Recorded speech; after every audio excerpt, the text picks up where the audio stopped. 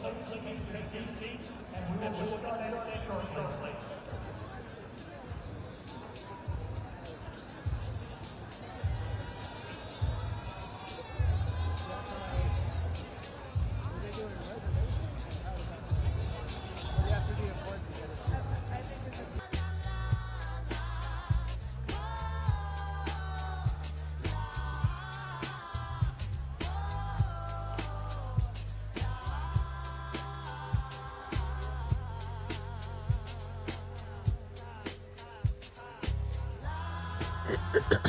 Hey y'all, welcome in, welcome in.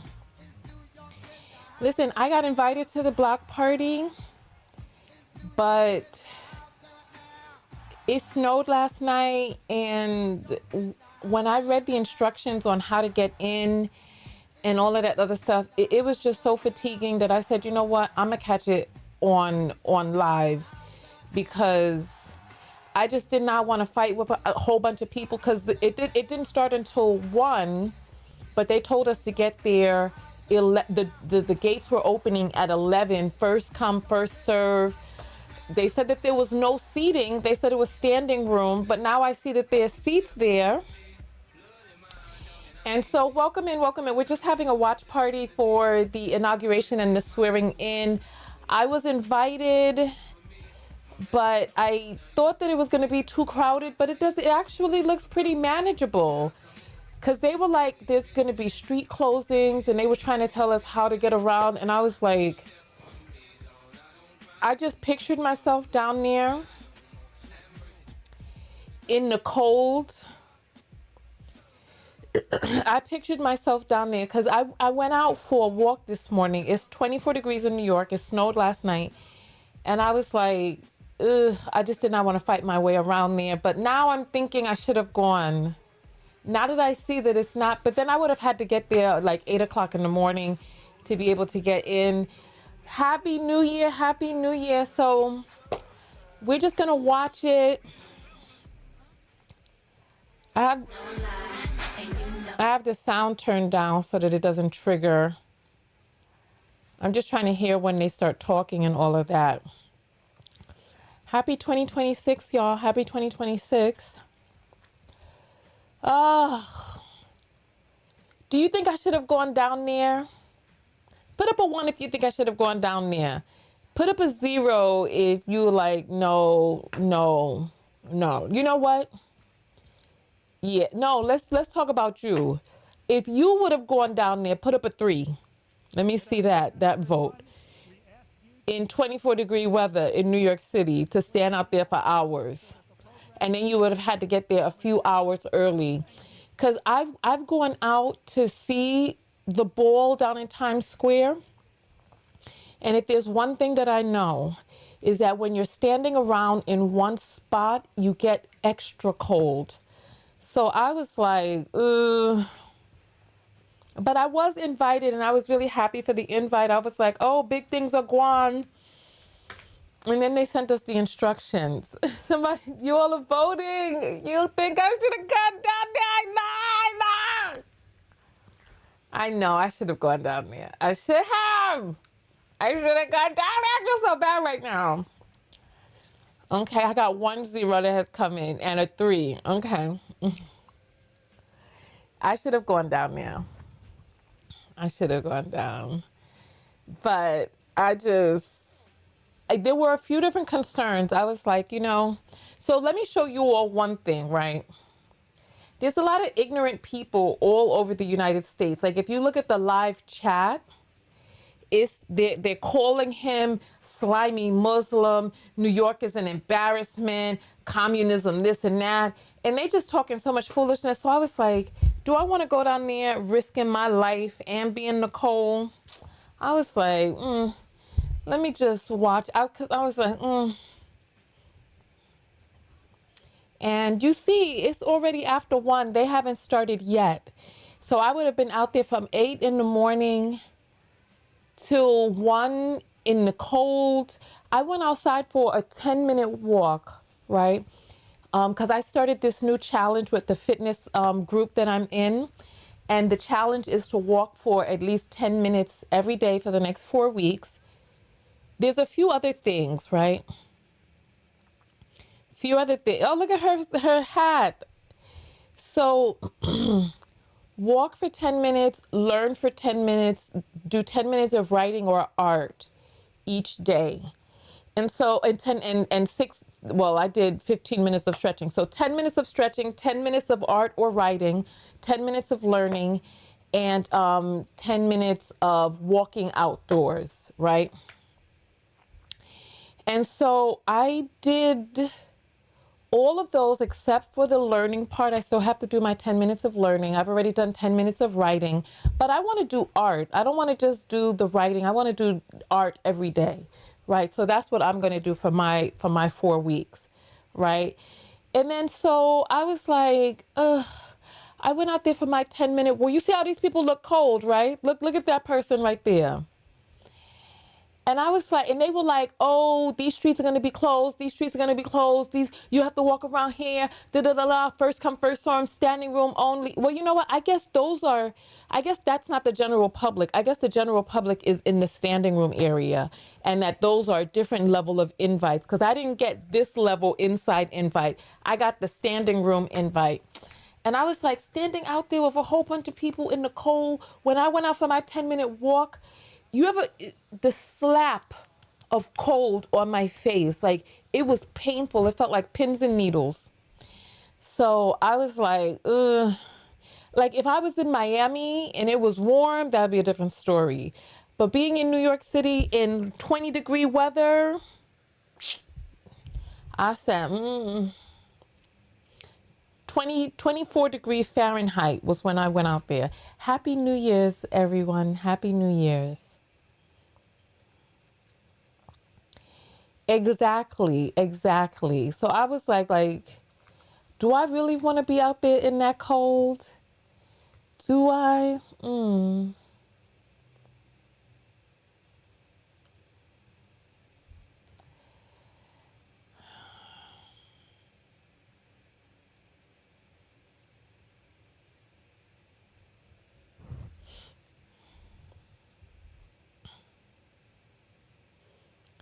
Child, listen, you know what?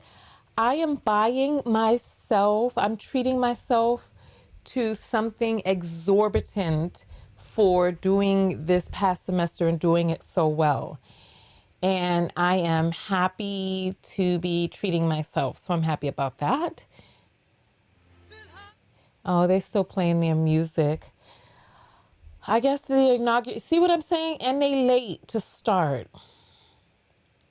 So I would have been out there standing up in the cold, and then I would have had to look at it from a Jumbotron. So I'm like, what's the difference between looking at it on a Jumbotron out in the cold and looking at it on a screen warm at home?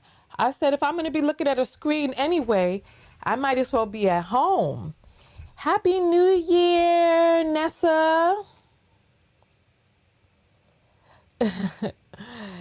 Ah. So Mott was in New York last year. I know that's right, and was not happy in this cold. New York is setting the tone for the year. Exactly. And there's a lot of ignorant, dumb white people and ignorant people. Like somebody is writing, Marxism is so back. And I'm like writing just stupidness. So I was like, ugh. So yeah, I'm proud to be a New Yorker at this time because New York is doing the damn thing. So I'm happy and proud about that.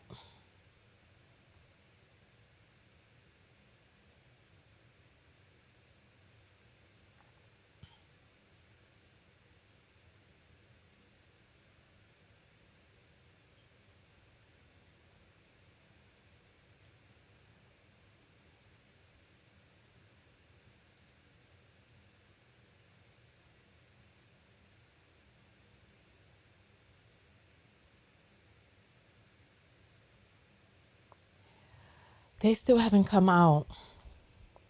Ah, somebody said I retract my one. Child, listen. I feel like I should have gone if I were 20 again, I would go out there. But I'm not going out there right now. No, no, no. I'm 65 and I will get up to 70 Wait, it's 65 and we'll get up to 70, but feels warmer because of the humidity in Louisiana. And someone is saying Tanya's always running her mouth. Well, a very good way to see me running my mouth is to come to a video where I'm actively talking. Okay, so they're zooming in. So maybe something's about to happen. Let's see. Okay, let's see what's about to happen now.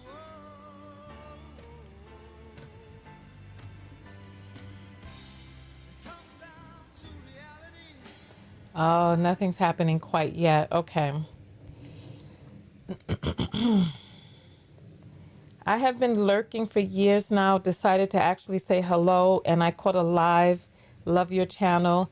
Thank you so much, G. Thank you. I appreciate it.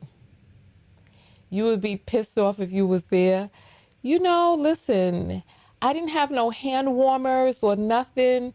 So I said, you know what? If I'm going to be watching on a jumbo screen anyway, I might as well be at home watching on the thing. You know, I wasn't really, But if I was 20 again, I would have gone out there. If I was in Miami and it was warm, I would have gone out there. Don't reply back to the trolls, please. The person has been put on, has don't reply. Just if somebody writes something that you don't want to see, block them. It's very easy. I was on this live earlier today. I realized it's very easy to block a person. Just right click and block them. Block them. Block them. So Bernie Sanders is supposed to be out there. AOC is supposed to be out there. So let's see. Let's see.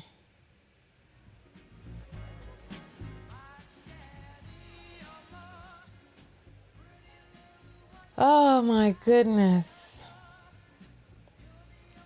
I feel so tired after my workout this morning.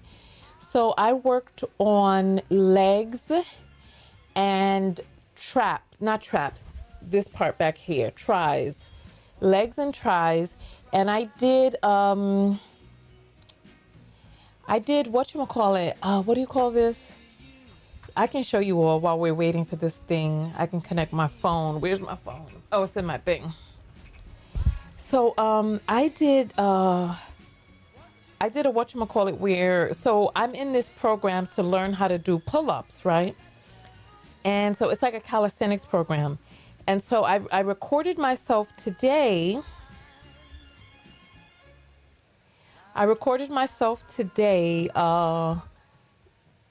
Hanging, because one of my workouts for today was to do an active hang.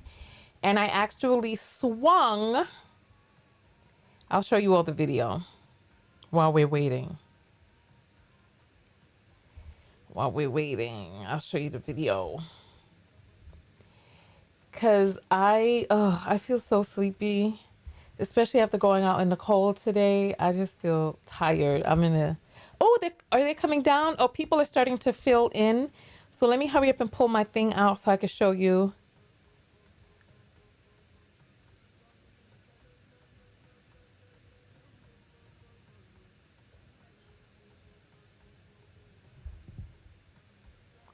Okay. It says screen. Oh, here it is. Okay. All right. So this is me. And I'm swinging, y'all. I am swinging. So I swang for about 14 seconds. Yeah, so I'm not quite up to a pull-up yet, but this is, look at those strong shoulders and arms, y'all. So one of my New Year's resolutions was to get up to 3 pull-ups, but I haven't been able to do a pull-up yet, but I am able to hold my, like a few months ago, I couldn't even hold my own body weight. Oh, they're playing music. So this is what I've done. Hey, look at your girl. Look at me. I'm very, very, very proud of this. I'm very, very, very, very proud. I'm very proud. Thank you. Congratulate me. Thank you. Thank you. Thank you. Thank you. Thank you. Thank you. I appreciate that, y'all. I appreciate that. Thank you. Oh my goodness. All right. So they're still playing music and all that other stuff. See what I'm saying? If I was out there, I would have been very, very cold, very, very, I would have been feeling a sort of way. Why is this not, close this, close their chat because their chat is very toxic. So yeah, so they have the stage out there. I see how they're doing it. So now that I'm taking a look, it looks like the seated area is right up here in the front, all around here, right by City Hall.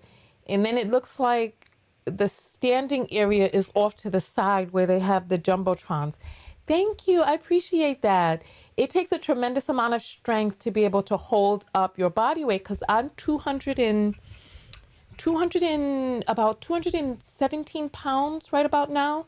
So to be able to lift 217 pounds with my shoulders and hands, because I'm gripping it with my fingers, to be able to hold that for 15 seconds, it took months to build up to that. Plus, I had all my health challenges over this past year. So yeah. Thank you. I appreciate that. I appreciate that.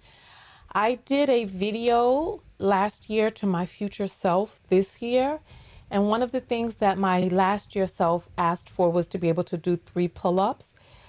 Because I got started so late because of the health challenges, I was not able to get up to 3 pull-ups. But this coming week, because I did my challenge to myself on the 7th. And so this coming week on the 7th, I'm going to play my video and react to it live with you all and just kind of touch base to see what future Tonya has for past Tonya. Yeah, they're still playing music. So yeah, so that's where I'm at. How are you all doing? Did you all make resolutions? Did you what is there? Did you make resolutions? Did you try to manifest? Did you do any type of ritual? Is that Eric Adams sitting there? Ugh. This guy gives me the creeps. And then de Blasio sitting right next to him. So that's de Blasio and his wife. De Blasio was the former mayor.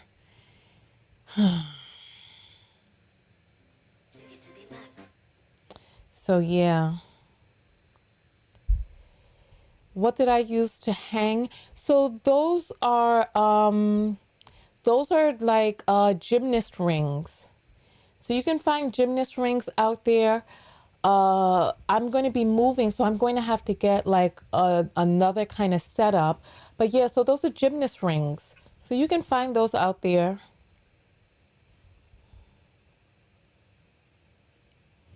But when I do my reaction to myself, I'll probably play that video because I made a whole bunch. I was feeling so hopeful last year. That was before my nephrostomy tube and all of my procedures and stuff.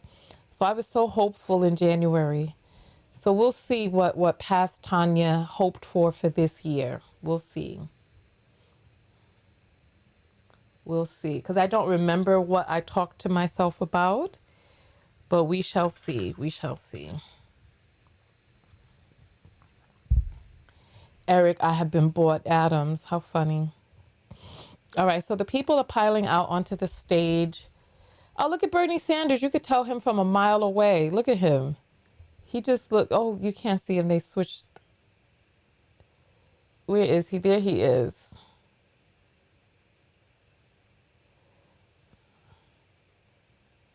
And Letitia James. The Letitia James is she the district attorney of New York? I believe she is, but don't quote me on that. Happy New Year, knockouts. Oh, Marcus, check your Telegram messages. You didn't respond back to the last message I sent you for whatever reason. Because you sent me a message, I responded back asking for more info, but you never responded for some reason.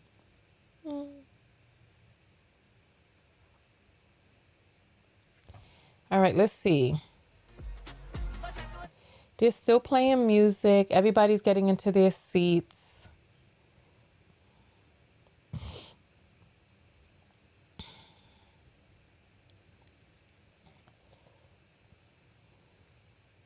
You remember Bernie Sanders, who had that meme that went viral with him sitting there with his legs crossed and hands crossed with his mittens on? So, you know Bernie don't play when it comes to the warmth and cold.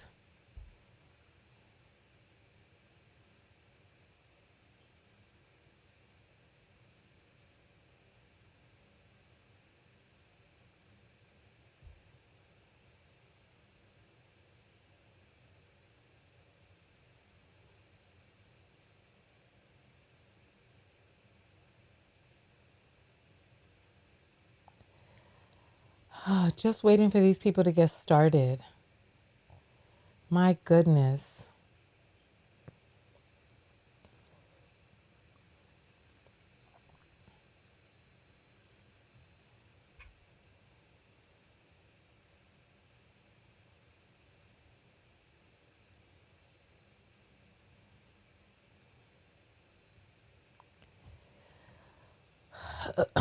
Is that the same code?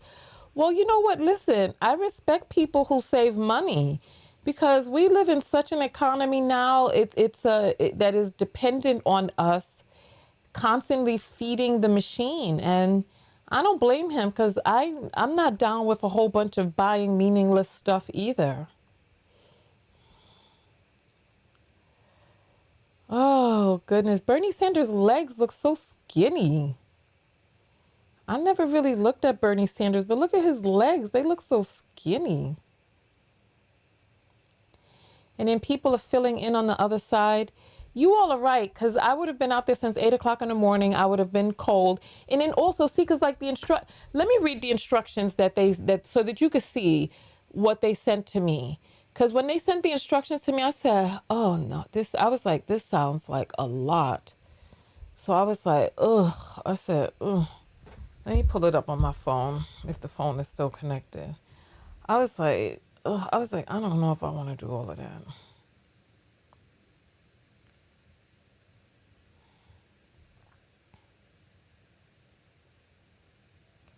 So here,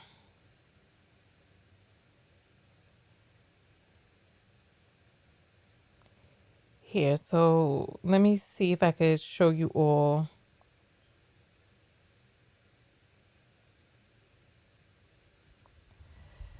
Okay, so here, let me see if I could get this back up on the screen. Oh, it disconnected. Hold on, I gotta reconnect. Because I closed the screen and put it in my pocket.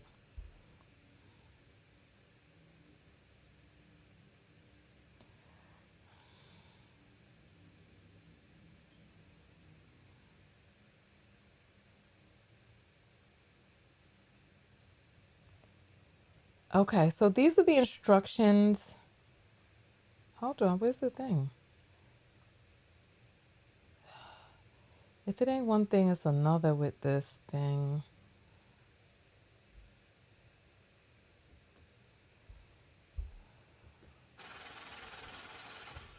Okay.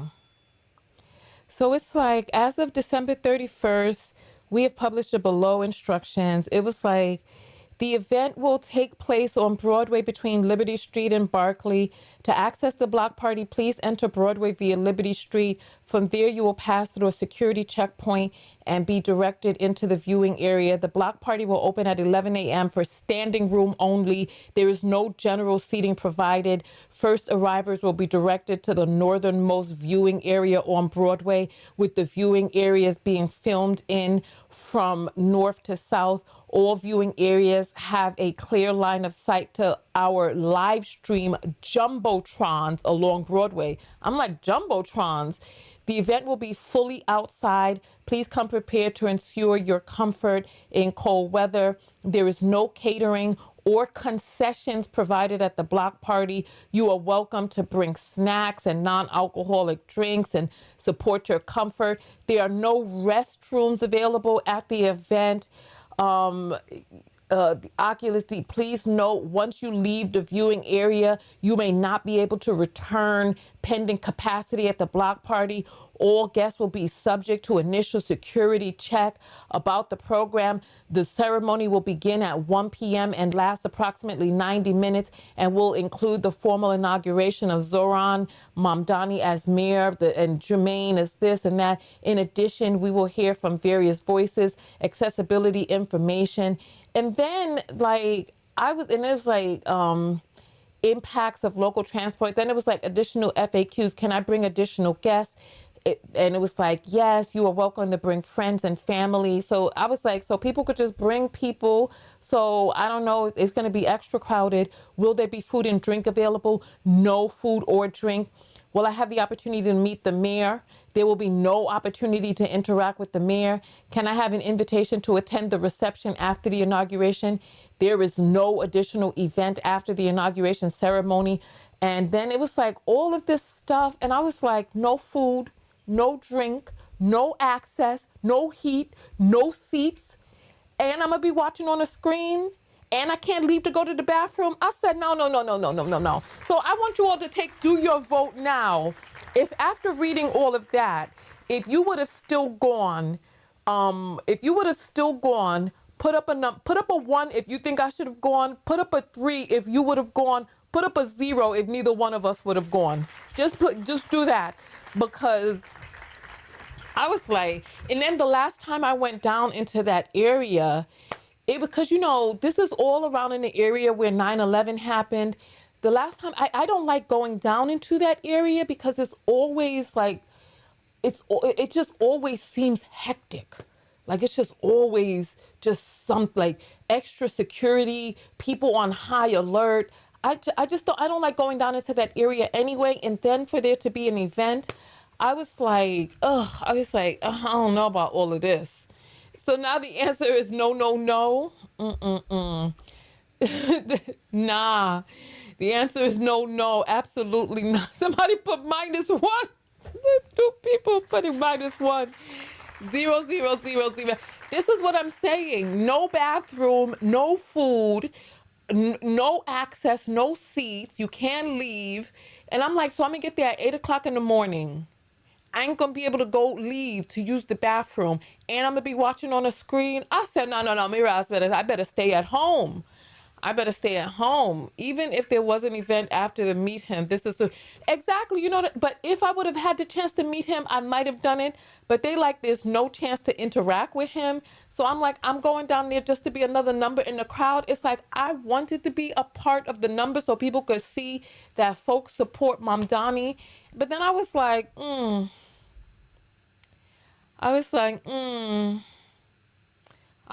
don't know about all of that. I said, it's warm in my house. I could watch on the screen at home. And I was like, and I could eat, and I could, go to the bathroom, because you all know I have kidney issues. So I have to drink, right? I have to drink. So I'm like, okay, so I'm going to go down there. I'm not going to be able to, I'm not supposed to drink. So I'm just supposed to hold all this fluid inside my kidneys. I said no, because wherever it is that I go, because of the stuff that I'm dealing with my kidney, I need to be able to use the bathroom. I cannot just be out here like that. I can't.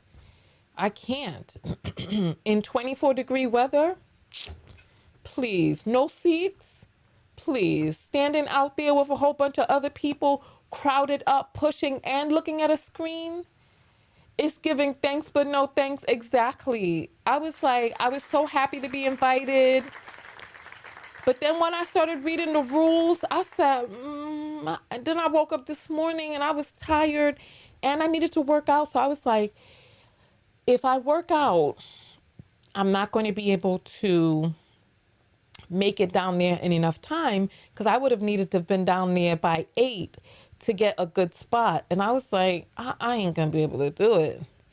Marcus, you came in late, so you missed. I showed a video of me hanging. For those of you who came in a little late, I'll show my video again since we're still waiting and nothing is happening on here yet. So I have been working on my pull-up game for the past year, right? Well, not year, because I wasn't well for the first, and then I had to recover. So I've been working on it for like the past 3 months. And so, let's see. This is my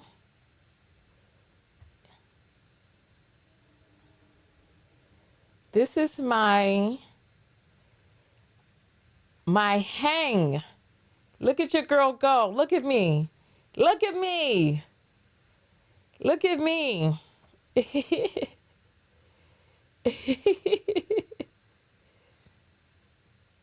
Yup. Yup. Yup. Yup. Yup. I just showed it. So yeah, so I did not get near 3 pull-ups. I haven't. That was my goal for this year. But when I first started, I couldn't even hold my body weight. I could show a video from when I first got started, when I first tried to hold my body weight. Let me see if I can find that.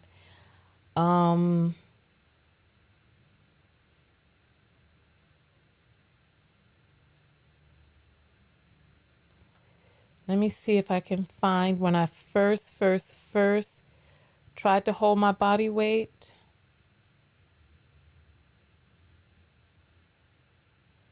I'm trying to find it. They still, yeah, see, if I was out there, I would have been upset. Let me see. I can't see the video.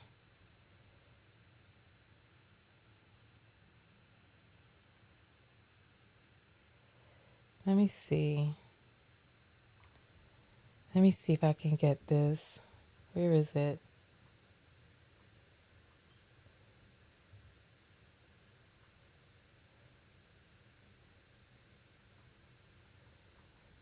Why is my thing not thinking?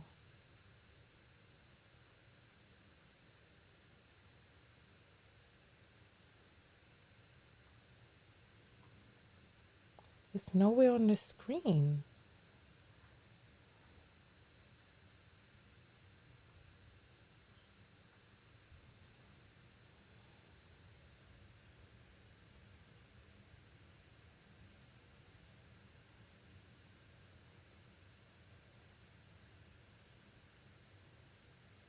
This is not the right thing. So it's not that. They still have not come out. Let's see. Window capture. Yeah, see this? They're not showing. My thing is not. There's something wrong.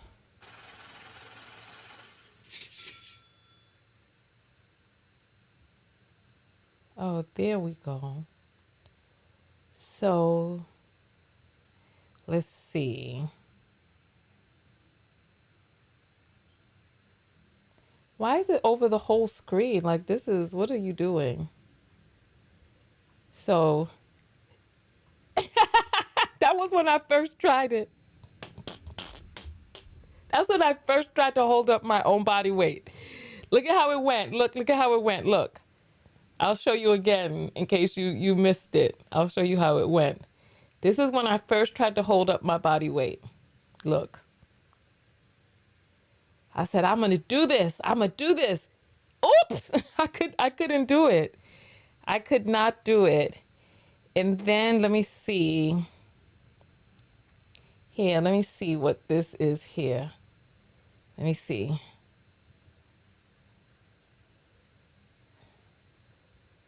And then I try. Oh, Oh, at this point I have become more advanced. At this point I have become more advanced because before, oh, he's coming out, he's coming out, he's coming out, he's coming out. All right. All right, he's coming out, y'all.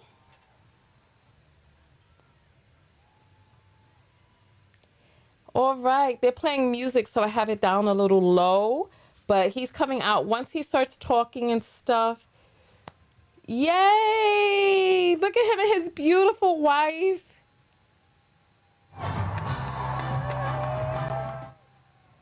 Okay. Oh, our new mayor, y'all, our new mayor. Yay!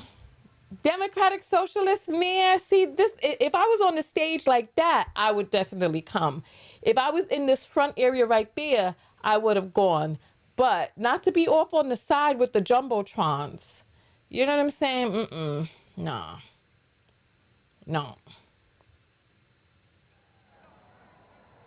All right, it's starting. It's starting.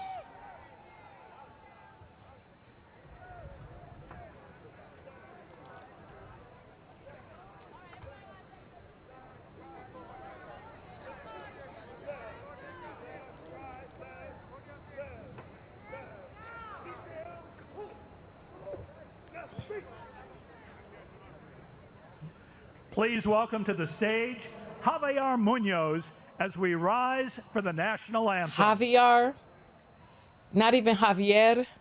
Goodness. Oh, they're going to do the national anthem. Oh, say, can you see by the dawn's early light what so proudly we hailed at the twilight's last gleaming, whose broad stripes and bright stars through the perilous fight o'er the ramparts we watched were so gallantly streaming, and the rocket's red glare, the bombs bursting in air, gave proof through the night that our flag was still there. Oh, say, does that star... You know the racists are turning over in their beds right now. You know the racists are turning over in their beds. You know they are. For them to be singing the national anthem with the American flag flying with a person by the name of Javier singing it for a Muslim mayor and his wife, oh, you know they mad. You know they mad. You know they mad. To deliver a welcome message, introducing Representative Alexandria Ocasio-Cortez. AOC! NYC! Oh, I gotta turn on this music. Oh my goodness, why are they playing music? I guess to hype the crowd up. Oh. My name is Alexandria Ocasio-Cortez, and it is my deep honor and privilege to welcome you to the inauguration of our new mayor of New York City, Zohran Mamdani. We gather here today to celebrate the beginning of his leadership, as well as that of two incredible elected officials who will be guiding the city by his side, Public Advocate Jumaane D. Williams and our new Comptroller, Mark D. Levine. We also celebrate the hundreds and thousands of public servants and city leaders getting to work today, from our sanitation workers and librarians to our commissioners, deputy mayors, and our school's chancellor, as they care for our city and its people in the coming weeks, months, and years. Together, this ascent marks a new era for New York City, led by a historic new mayor in Zohran Mamdani, guided by his dedication to a working class that makes our beautiful city run. Importantly, I also ask that we consider today an inauguration for each one of us, too, the nearly 8.5 million New Yorkers who make up the greatest city on earth. Because it is the people of New York City who have chosen historic, ambitious leadership in response to untenable and unprecedented times. Yes. New York, we have chosen courage over fear. We have chosen prosperity for the many over spoils for the few. And when the entrenched ways would rather have us dig in our feet and seek refuge in the past, we have chosen instead to turn towards making a new future for all of us. Yes. In Zohran Mamdani, we have chosen a mayor who is relentlessly dedicated to making life not just possible, but aspirational for working people. New York City has chosen the ambitious pursuit of universal child care, affordable rent and housing, and clean and dignified public transit for all. And we have chosen that over the distractions of bigotry and the barbarism of extreme income inequality. Yes. We have chosen this path because we know that it's the right thing to do, it's the smart thing to do, and that if we can make it here, we can make it anywhere. Yes. New York City, this is an inauguration for all of us, because choosing this mayor and this vision is an ambitious pursuit. It calls on all of us to return to public life en masse. Now is the time for us to turn towards our neighbors, stand with them, and return to community life. A city for all will require all of us to fill our streets, our schools, our houses of faith, our PTAs and our block associations as we support this mayor in making an affordable city a reality for all of us. Yes. Zohran Mamdani will be the first Muslim mayor of our great city. He will be our first immigrant mayor in over a century. And he will be the youngest mayor of New York City in generations. But most importantly, Zohran will be a mayor for all of us. With that, let us extend our deepest well wishes and support to Zohran, his wife Rama, and his family, as well as those of our public advocate, Jumani Williams, and Comptroller, Mark Levine. We send you, your spouses and families, and all your loved ones, all the support in the world as you embark on this great pursuit of a better city and future for all. Felicidades.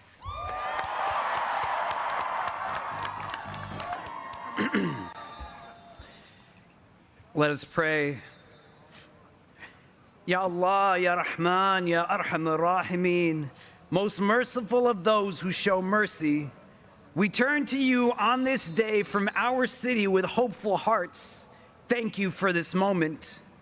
Thank you for the amazing individuals you have gathered here, diverse in color, language, journey, and name, but united in purpose, stitched together by shared hopes, all yearning to build something meaningful, lasting, and rooted in love, dignity, respect, and justice, no longer for the few, but for all. We come before you mindful that moments like this do not arrive on their own. They are carried forward by sacrifice, by organizing, by courage, by people who refuse to accept that the way things were was the way they had to remain. Say so. We come knowing that this day stands on the shoulders of so many who were told to wait their turn, to quiet their demands, to lower their expectations, but instead chose to believe that another New York was possible. Yes. We recognize that belief is not abstract. It was practiced by tenants organizing against displacement, by workers demanding fair wages, by parents advocating for their children's futures, by communities who kept showing up even when the odds said they should not. We gather today with hearts shaped by this city, by its noise in its neighborhoods, by its subways and sanctuaries, by the dreams carried in many languages and the prayers whispered on crowded blocks. We thank you for New York City, for a place that has taught the world how difference can become strength, how survival can become solidarity. You know the how racists are strangers mad. can become neighbors, and for Is anybody able to see it, what Trump is tweeting right now? Muslim can be bold enough to run and brave enough to win. Not by abandoning conviction, but by standing firmly within it. Not by shrinking who he is, but by trusting that authenticity can move a city towards justice. We thank you for the beautiful diversity of this city, for a people formed across continents and generations, across race and religion, culture and class. Teach us to never see that diversity as something to manage or fear, but as a sacred trust, a collective inheritance that expands our moral imagination and strengthens our shared future. On this day of transition and responsibility, we ask you to bless this moment of leadership and all who are entrusted with the weight of public service. Grant wisdom to Mayor Zohran Mamdani and remind him that leadership is not about power, but about proximity to the people who struggle, to the voices too often ignored, to the lives behind the statistics. Thank you, Julia. That's right. To the old New York, may that version never come back. Into the future. Rent has outpaced wages. To the home health aide commuting hours each day to care for others while struggling to afford care for themselves. To the public school student navigating overcrowded classrooms. To the small business owner choosing between closing their doors or passing rising costs onto neighbors who already have too little. Bless him with the courage to remain grounded, the humility to keep learning, and the strength to lead with principle, even when the pressure to compromise is loud. Right. Let his leadership reflect the movements and communities that made this moment possible, and never let him forget that this office exists to serve the people, not to rise above them. We lift up all those who came together to make what many said can never happen. Organizers and volunteers, neighbors who spoke to neighbors, young people who believed their voices matter, elders who remembered past struggles and recognized this moment as part of a longer arc. Bless those who knocked on doors in the cold, who stood on street corners with clipboards and hope, who had difficult conversations rooted in love, and who chose participation over despair. Let the spirit that carried this moment forward not fade after today, but deepen and always endure. Make this city affordable for the families who built it and the workers who sustain it. Let no one have to choose between rent and dignity, between medicine and meals, between staying and surviving. We lift before you those living paycheck to paycheck in the shadow of unimaginable wealth. Those working multiple jobs, yet still one emergency away from crisis. Those whose labor keeps the city moving, but whose lives feel increasingly pushed to the margins. Let justice not be a slogan, but a structure. Let equity not be a promise, but a practice. Let policy be shaped by compassion and budgets reflective of our values. Protect the most vulnerable amongst us, our children and elders, our immigrants and asylum seekers, our unhoused neighbors, our workers, our artists, our caregivers, and the students who keep the city alive. Heal what has been broken by neglect and greed. Soften hearts hardened by fear. Replace cynicism with courage and despair with collective hope. And let that hope be something we practice daily, not something we push back. Let it live in our policies, our streets, our schools, and our systems. Teach us. I feel you, Danny. I feel so proud to be a New Yorker right now. This is what we did. May this usher in a change for the whole United States of America so that this could be a united country for all, not for some, so that the power could be put back into the hands of the people instead of the people who now have the power. Yes, yes, New York, we did this. The city we pray for is the city we must also build. And make this administration and all of us who call this place home a means of mercy, a force for fairness, and a reflection of your justice in this world. Let this moment be not an ending, but a beginning. Let what was once thought impossible become the standard by which we measure our future. And let New York City continue to show the world what is possible when people believe in one another and continue to show that respect, dignity, and compassion are no longer for the few, but for the all. Amen. Yes. Amen. Well done. Well done. Yes. Yes. All right, they're playing some music right now. We did that. New York did that. And this is the first time that I have ever heard a Muslim prayer in government in public government space. So I was stunned by that. And I know that the racists are mad. I know that the xenophobes are mad. I know that the people who cling desperately to whiteness and by virtue of whiteness are mad.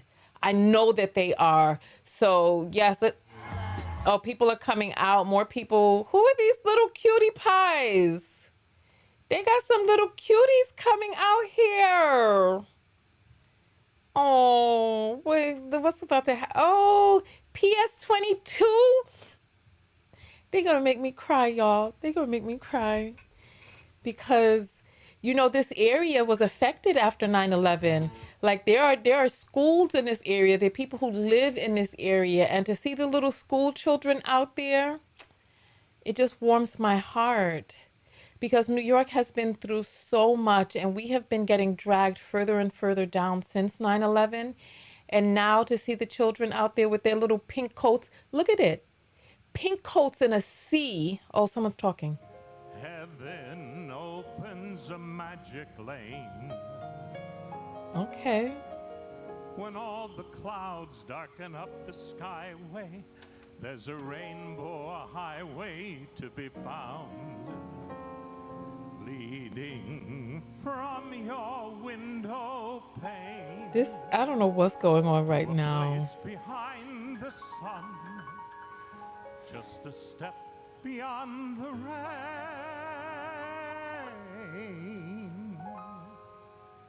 Somewhere over the rainbow, way up high,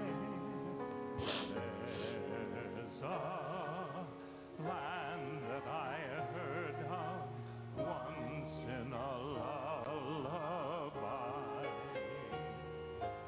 Somewhere over the rainbow, skies are blue, and the dream. You know what makes me feel so filled with emotion right now?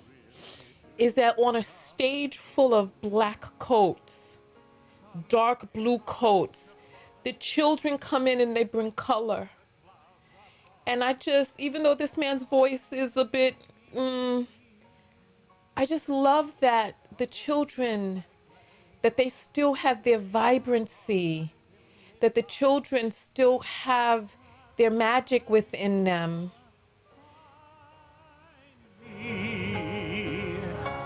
Somewhere over the rainbow, bluebirds fly.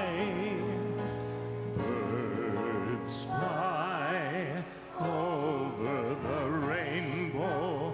Why then, oh, why can't I?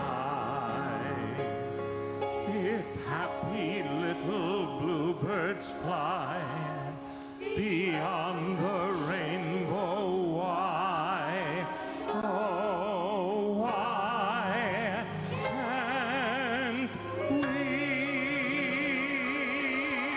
I just want us to all remember that this is who we do it for. That it's for the children, that we have hope of a better tomorrow. Even for the people who have not had children of their own or yet, but the children. Oh my goodness. That was a beautiful thought. That the thought that counts. I don't know the choice for who they brought to do the main song. I'm not sure about that. He looked like he could have been from the Jewish community, so perhaps that was part of the reason he was included, because I cannot understand, just so that they could say, well, you know, we're all inclusive. Hey, come on, Letitia. Come on. Is Brooklyn in the house? Bronx is in the house. Hey, Bronx is in the house. Good afternoon and Happy New Year. Happy New Year. I am so proud to be here today to usher in a new day for New York City. Yes, absolutely. And today it is my honor and my privilege to swear in someone who has been a champion for tenants, a fearless fighter for working people in every corner of our city. Yes. My friend and the next controller of New York City, Mark Levine. All right, let's see what he gonna bring. It is truly my honor and my privilege to administer his oath of office.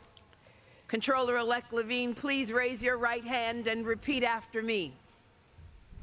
I, Mark Levine, do solemnly swear that I will support the Constitution of the United States, the Constitution of the State of New York, and I will faithfully discharge the duties of the Controller of the City of New York according to the best of my ability. Congratulations, Mr. Controller. I think Letitia's tall, or maybe that man is short.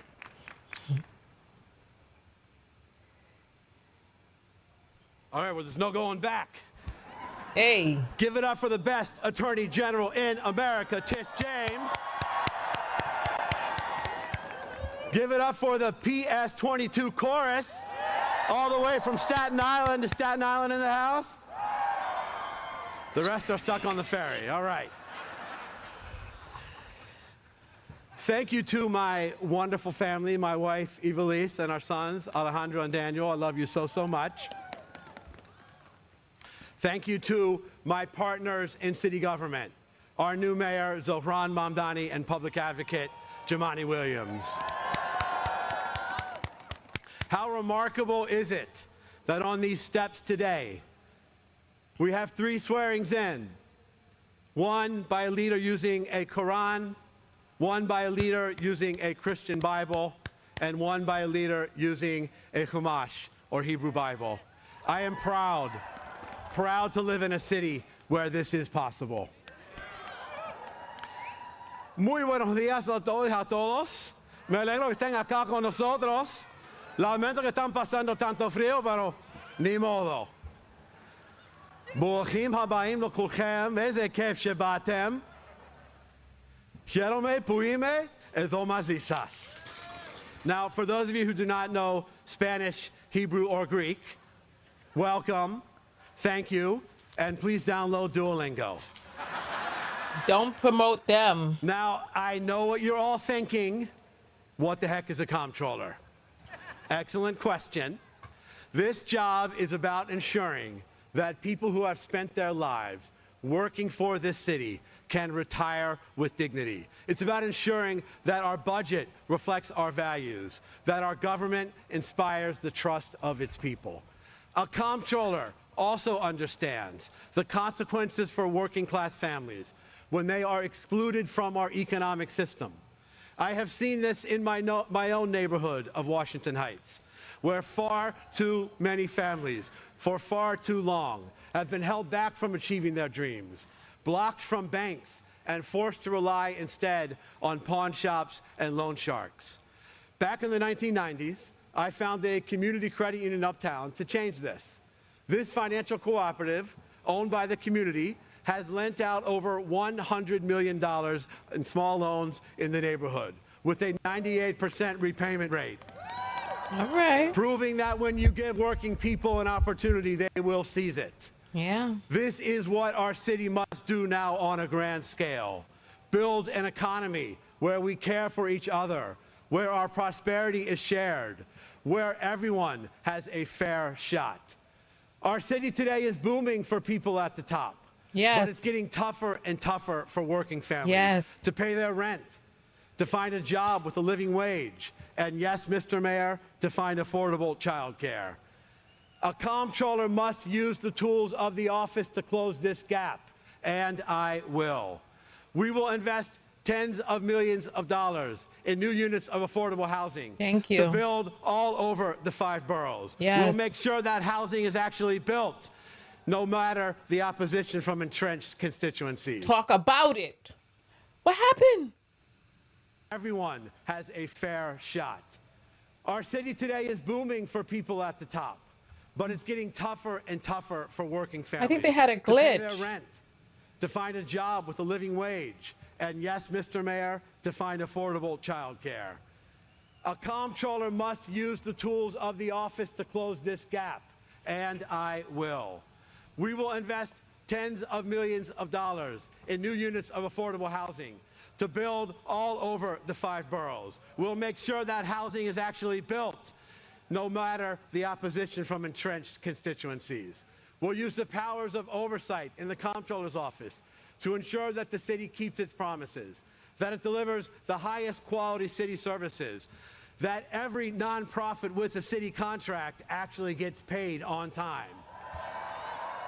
Wow, very big applause line. Note that, Mr. Mayor. We got to work on that. We will secure full funding for legal services for New Yorkers facing eviction so that at last our city lives up to its obligations under our first in the nation right to counsel law for tenants. Right, Vanessa Gibson? You on board for that? We will invest in protecting our imperiled planet by accelerating our city's transition to green energy so that one day when we look at New York from above, we will see a city full of solar panels and trees. We will protect the immigrants of this city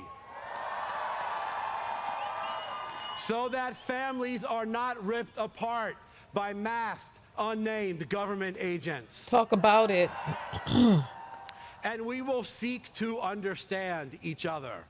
Though we will not always see the world the same way, we can and must ensure that all New Yorkers feel safe and respected, whether they're entering a house of worship, lighting a menorah in public, or saying the Salah prayer anywhere in this city. All right. Our city government can and must take on the challenges of this moment. But to do that, we need a better city government. Yes. One that uses the tools of the modern era. A government freed from the worst limitations of bureaucracy. One nimble enough to move fast during a period of accelerating change and to capitalize on the new promises of technology while protecting against its perils. No other city on earth has this many lives, languages, and dreams in one place. Yes. Our task now is to ensure that this will be a city where all of us together can achieve those dreams. Almost 30 years ago, I stood in a small storefront in Washington Heights, helping immigrant neighbors open their first savings accounts. They trusted us with their dreams, a small business, a child's education, a home of their own. Today, you have entrusted me with something far greater, to safeguard the resources and the future of this entire city. I promise you, I will honor that trust every single day. Muchísimas gracias. Thank you so much. Thank you. All right. All right. So there were a few people who were put into had their broadcast comments restricted because they were typing some craziness in the beginning of the broadcast. So I don't know about that. But listen, it's time for us to get up anyway because we've been sitting down for a long time. So, oh, someone else is coming up. Well, at least get out of your seat. Hold on. Please get out of your seat. Well, first of all, I want to thank the mayor. I want to thank the mayor and his staff for inviting me, for the honor of inviting me here to read this poem. This morning, when I woke up, my wife joked that sometime during the campaign, there was probably somebody who said, him? He'll get elected when hell freezes over. And it feels like it's frozen over today. I'm telling you, it's cold out there. So here we are. And I really want to really just thank the biggest, greatest gift I think I've ever had was to be in the Blue Room this morning after doing sound check. Be in the Blue Room this morning. Recognition and the joy of this moment was incredible. I mean, this is it, isn't it? Yeah, the American dream. I mean, this is what this work has been about. Yeah. Right? And it was. I love the visuals of seeing a man of color on a city stage, governmental stage with the flag beside him. Do it, New York! Was the first Do capital it! Of the United States. And it seems to me that this might be another kind of new beginning for a certain kind of energy that might starts here and goes out across the country, the rest of the nation. So, though this is a New York poem, a New York-based poem, I'd like to dedicate this poem. I just retired. I'd like to dedicate this poem to my trans, queer, foreign students of color at the University of Tennessee, Knoxville. Look at his face. So they can see this is possible. The poem is called Proof.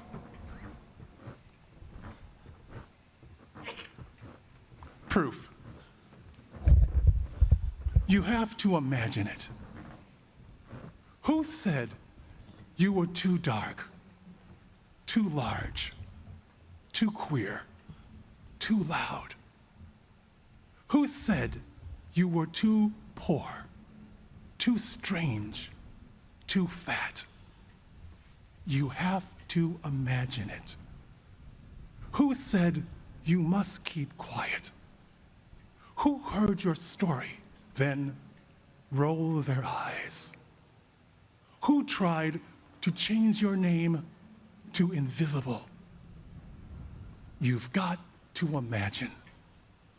Who heard your name and refused to pronounce it?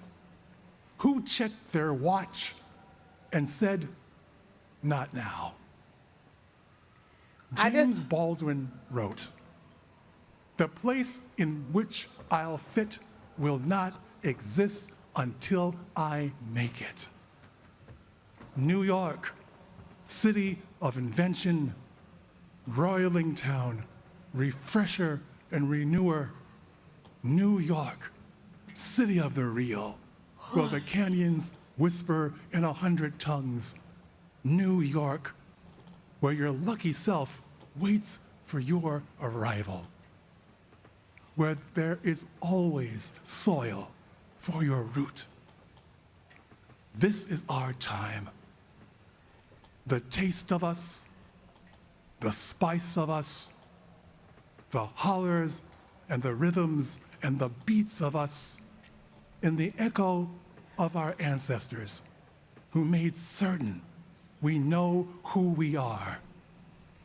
City of insistence, city of resistance. You have to imagine an army that wins without firing a bullet, a joy that wears down the rock of no.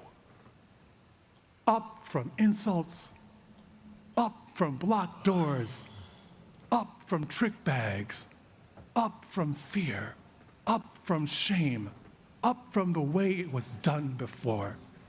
you have to imagine that space they said wasn't yours, that time they said you'd never own. The invisible city lit, on its way. This moment is our proof. Thank you. I wanted you to see the officials on the stage wearing blankets. I just wanted you to see that. But listen, no, I appreciate him dedicating the poem to trans people exist, right? I'm just tired of people trying to shove certain ideology down our throats, but he didn't shove any down our throats. He just merely dedicated, and I'm down for that. Dedicate your poems to people. Go ahead. I'm down with it. I'm down with that. Yeah, you know, I don't know who he is, but they chose him for a reason, and everybody likes a different style. You know, everybody doesn't like the hollering poems or the passionate, you know, everybody has a space. Show me what community looks like. Show me what community looks like. Good afternoon, ladies and gentlemen. Gentlemen. My name is Amadou Lee, and I'm a Senegalese American. His a proud New Yorker, and I am honored to be a naturalized American citizen. Go ahead, naturalized American citizen. I came into this country in 2001 as a teenager. I was undocumented, with no one and nowhere to turn. Yet, I felt at home. As I walked through the city, the bright light seems to whisper in my ear. What a whisper. Telling me, dream, Amadou, dream. Dream. You too, you belong here. But being undocumented meant living in fear. It meant being vulnerable. It meant facing deportation. However, after my life story made the front page of the New York Times, something extraordinary happened. People showed up. Blue-collar workers, teachers, celebrities, even presidents. They too said that I belong here too. Because of them, I was allowed to stay here. Because of them, I was allowed to study. I was allowed to build a life. But every day, thousands of New Yorkers face the fear I once did. Without the spotlight. They fear being abducted, detained, and disappeared. With me today is Miss Aissatou Diallo and Mr. Perez. Miss Diallo has lived in the United States for over 20 years. This past Thanksgiving, she was abducted by ICE at LaGuardia Airport. She was shackled and detained. After decades of building a life here, her freedom was suddenly stripped away. Mr. Perez and his family fled Venezuela in search of safety to New York City. He and his partner and their 3 beautiful children were summoned to 26 Federal Plaza just before Christmas. Just before Christmas. Not knowing whether they would walk out together as a family. And standing beside each one, as he stood beside many New Yorkers, was public advocate Jumaane D. Williams. Oh, wow. He used his position, he used his voice and his power, not for himself, but to defend people that are under attack, to speak to those whose voices are too often ignored. This man is freezing. And because of that solidarity, because that leadership showed up, because the neighbors showed up, Miss Diallo, and the Perez family can be here today with us. I would like to thank everyone who continued to stand with immigrant families in the face of fear and intimidation, and everyone who refused to look away. We are the proof that it matters, and we are reminded that advocacy can truly change lives. Because of the courage and compassion of New Yorkers, we stand here today at City Hall, ladies and gentlemen. Ladies and gentlemen, we are proud to swear in the people's voice, the people's champion, our public advocate, Mr. Jumaane D. Williams. Ladies and gentlemen, give it up for him. So his name is Amadou Lee, L-Y is his last name. I just Googled him. He's on Wikipedia, apparently.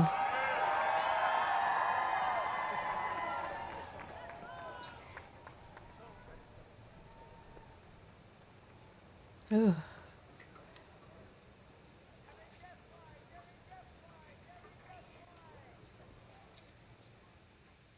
Oh, there's a little baby out there. Do you see the baby behind his legs? Please raise your right hand. Oh, he must be getting sworn in. Jumaane D. Williams, I, Jumaane D. Williams, do solemnly affirm See the do solemnly baby? affirm that I will support the Constitution of the United States that I will support the Constitution of the United States, and the Constitution of the State of New York, the Constitution of the State of New York, and that I will faithfully discharge the duties that I will faithfully discharge the duties of the Office of Public Advocate for the City of New York, of the Office of Public Advocate for the City of New York, according to the best of my abilities. according to the best of my ability. Congratulations.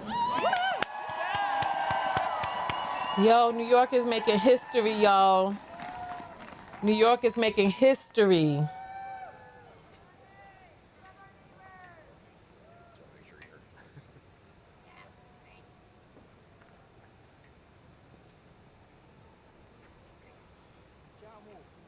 Jamu. Zohran, Mark, we did it. We're here. Thanks to everybody out here. Thank y'all. Peace and blessing, love and light as we begin a new term, a new era for New York City. Thank you, everyone. I want to thank Amadou and his inspiring family for being here at this ceremony in New York. I'm a son of immigrants myself. My parents came over from Grenada over 50 years ago. I was just sworn in on my late father's Bible. My mother is here today. I'm so proud to have my family and my wife and my children and my sister and my mom, everyone standing with theirs. Their stories perfectly capture this moment for the city.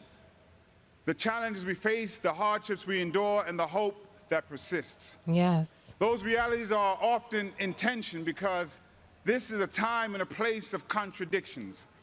One where even as the federal government drives us to despair, local leadership can invite inspiration. When this celebration at City Hall is only blocks from tribulation at Federal Plaza. Yes. When the relief that these families are still united comes as so many are being separated. And this sense of contradiction carries across the 5 boroughs. This is a city of enormous wealth and enduring poverty, of the greed of some and the generosity of many, of darkness and of light. And I've seen the darkness, of course, yet I look out on New York today and I see so much light. These contradictions mean we can at once love our city as it is and challenge its flaws, not as a reason for pessimism, but a call for activism. Look at Bernie. As public advocate, I've tried to be an activist elected official, someone who pushes back. Now I see the chance to push forward.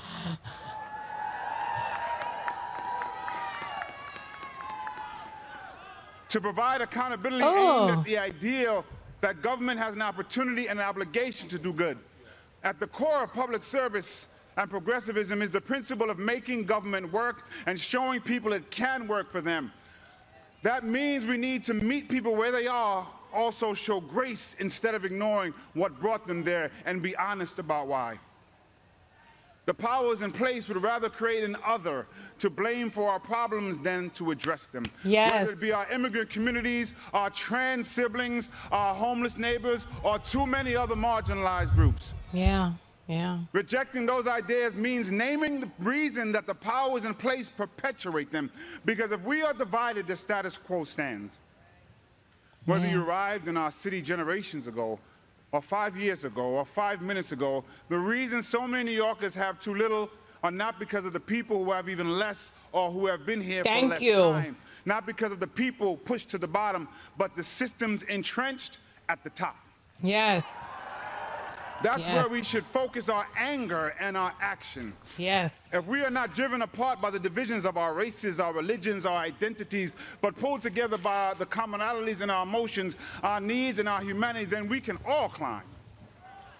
I know that the project of New York is possible. That great mosaic described by another mayor who believed in democratic social ideals, David Dinkins. Yes. Yet the truth of it is there are people who are rooting for New York to fail. Some couch it in concern, others openly scorn our city. But at the heart of this hate is the truth that our success, that our very existence belies their core belief that New York is not possible. Right. They demonize us because our mosaic challenges their ideology. Yes. They want to be right in their cynicism more than they want us to succeed in our idealism. Yes. They are driven by the idea that bringing together so many diverse people, cultures, faiths, identities into a united community is impossible. But New York, we are a shining beacon of possibility. Yes. We cross new cultural borders through each subway stop and are introduced to new experiences through each passenger. Our possibilities come in every language and from every heritage. So do our prayers, so do our people, so does our power. Yes. We've shown it in the face of oligarchy and authoritarianism. Neighbors standing with neighbors across borough and background to defend immigrant communities and feed hungry families. We see it in the multicultural mosaic that brought us to this very moment. Even with this great moment, I know that realizing the full potential of our possibility will not be easy. It never has been. Yet I believe it's possible to make great progress because I've seen it through my years in the building behind me and the streets before us. Yes. I've been in our movement and I've seen things move. The simple truth is that governing is hard, that achievement is exhausting, and I aim to assist my partners in government when possible and hold them to account when necessary to learn from what we've done and guide what we can do. Yes. I believe in this possibility that with the people, the tools, the passions, and the compassion that we need, we can meet the moment and create change. We can look into the unknown and see opportunity. That's the thing about uncertainty. Anything can happen, but anything can happen. Yes. We could make New York more affordable, more safe, and more just. We could, we can, and we have to try. This optimism toward action is embedded not only in our city's heritage, history, but in my heritage. In Grenada, Maurice Bishop took up the fight for these radical, crazy ideas, socialist ideals like housing, healthcare, and education. He demanded that we move forward ever, backward never. And today I echo that call from the Isle of Spice to the island of Manhattan. He also cautioned that revolutionaries do not have the right to be cowards. We can be afraid, but we have to meet that courage to match it. Yes. There are things to be feared, but there is also reason to hope. Hope is the embrace of possibility. Hope and fear are undeniably connected. Hope is the belief that good can come. Fear is the worry that it won't.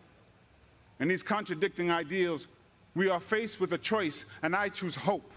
In other words, I have faith. Yes. But faith without works is dead. So today, I'm committing to the work of public service, and I ask every New Yorker to commit their own talents to use what they have and do what they can for the success of our city and everyone who calls it home. Yes. I don't know if when my Grenadian mother arrived as a teenager, she hoped that a half a century later her son would speak from these steps. Yes, I didn't think she would But think she that. could have, because here in New York City, we choose to celebrate possibility and work to make reality. Yes. I wish I could go back and tell my younger self that. Instead, I'll say it to my daughters today, to the children of the Perez Alameda family, to everyone who may question their own worth like I did. or whether it's worth fighting for the city with all its contradictions and problems and possibilities. And I gotta take a second to say something to so many young people who are out there. Yeah, say it. And I'm gonna say it to one person who's waited 49 years to hear it. Little black boy, you were worth it. And you always were. And without any titles, you were enough. You were always enough. And you deserve to accept love, and you deserve to be protected. And I'm honored to be here to help create a city that's worthy of that for you. And I'm so proud of you. Yeah. Yeah. Yeah. So just hold on, we're gonna be all right. We're gonna be all right. I'm so proud of you.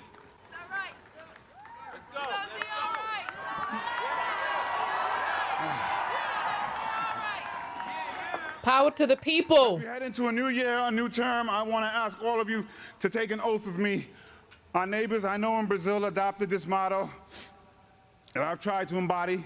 I did hear it for Comptroller, but I gotta give him his credit. That no one let go of anyone's hands, because if we're all connected, we can't lose anyone. So we hold on to the hand of our neighbor and we reach out with our other hand to grasp someone who may fall through the cracks, and we bring them along. I want everyone, if they're comfortable, take a hand of the person next to you or the arm and just repeat after me. We can all be the voice of the people. We can all be the voice of the people. I know what's ahead, but I won't lose hold. I know what's ahead, but I won't lose hold. And I won't lose hope. And I won't lose hope. Anything can happen, so anything can happen. Anything can happen, so anything can happen. And as we march forward. And as we march forward, no one let go of anyone's hands. No one let go of anyone's hands. Peace. Oh. That was powerful. I felt the ancestors move through me on that one. I felt the ancestors move through me, y'all. I felt the ancestors. That was beautiful. You know, this is what we need more of. We need more of talk of unity, of traveling together, of going this route together, of not blaming the less of us. We need more of this. I'm so proud to be a New Yorker right now. I'm so proud of him. I'm so proud of what we've done. Thank you all for joining this watch party with me. I'm glad that we came together for this. Let's get up out of our seats and move just a little bit because, you know, listen, you know they're going to clip that speech and they're going to be playing it on other channels. Because that was a beautiful speech right there. That right there is a king-making speech right there. That was nice. And I love that he put the words out there to motivate Black children who are looking for a future for themselves. You know what I'm saying? Especially on New Year's Day. Wow. Yeah, I got goosebumps. It made me think about it made me think about Harriet Tubman, the Underground Railroad, holding on to people's hands so that nobody is lost, rather than this administration speaking and sowing division. There was somebody who came in and was talking from, commenting from Twitch, talking some foolishness about the left and this, that, and the other. I just put the person on block from the broadcast because I'm like, there's no time for you and what it is that you're talking about. The right, the Republicans, the conservatives, they have shown themselves to be immoral, amoral, counterproductive, and frankly, just far too idiotic for us to take seriously. Like, these people are dumb and they want to take us backwards. And I'm tired. I'm tired of giving them the benefit of the fucking doubt. No, we can't sit at the same table. No, I cannot condone your bullshit when your ideology is for my oppression. No, motherfucker, step back. Hello, I'm Black. Yes. Let's see who's up next. Happy New Year. Happy New Year.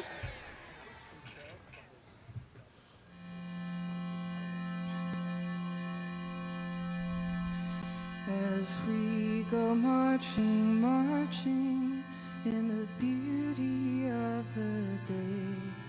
A million darkened kitchens, 1,000 mill-lofts gray, are touched with all the radiance that a sudden sun discloses. Somebody's playing some sort of harpsichord underneath her sounds that's not matching. Roses, bread and roses.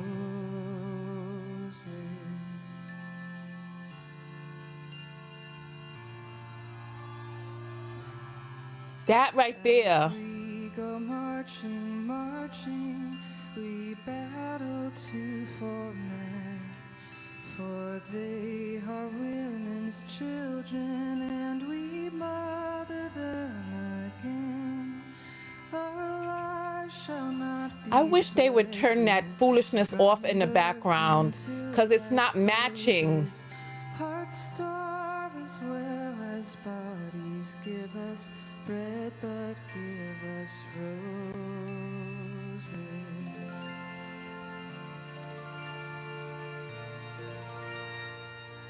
Natasha, so listen, stop sitting in the background. Get up and do something. Join your local government and start creating a new narrative. Stop waiting for mommy and daddy of the government to lead you into something, because you see where these motherfuckers is leading us. Lead, follow, or get the fuck out the way. I ain't stutter. I'm for truth no matter who speaks it, as Malcolm X said. So I'm not waiting for anybody to do anything for me. I am taking the steps that I need to do. This is why I am having a book club. Did you look into joining the book club? Are you looking into doing anything besides sitting up on the internet, typing about what other people ain't doing? What are you doing? Rising of the women means the rising of the race. No more the drudgery. Somebody likes the sound. Somebody likes that sound underneath it. It doesn't resonate with me, but somebody likes it. Okay. Of life's glories, bread and roses, bread and roses.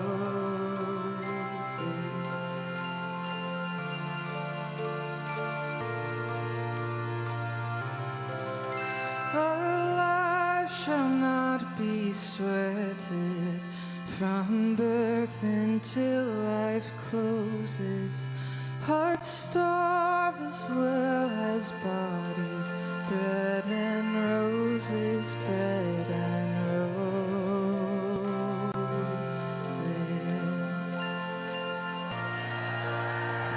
Thank you. You're welcome. Congratulations, Zohran. It's like it's so easy to look at people doing something and criticize what it is that they're doing. Meanwhile, we're not doing it. That person who's up there on the stage, they got up on this stage because they were doing something. They were rubbing elbows with somebody. They were doing something, right?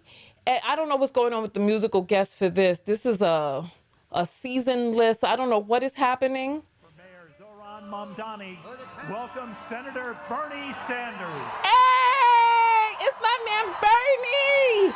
Bernie.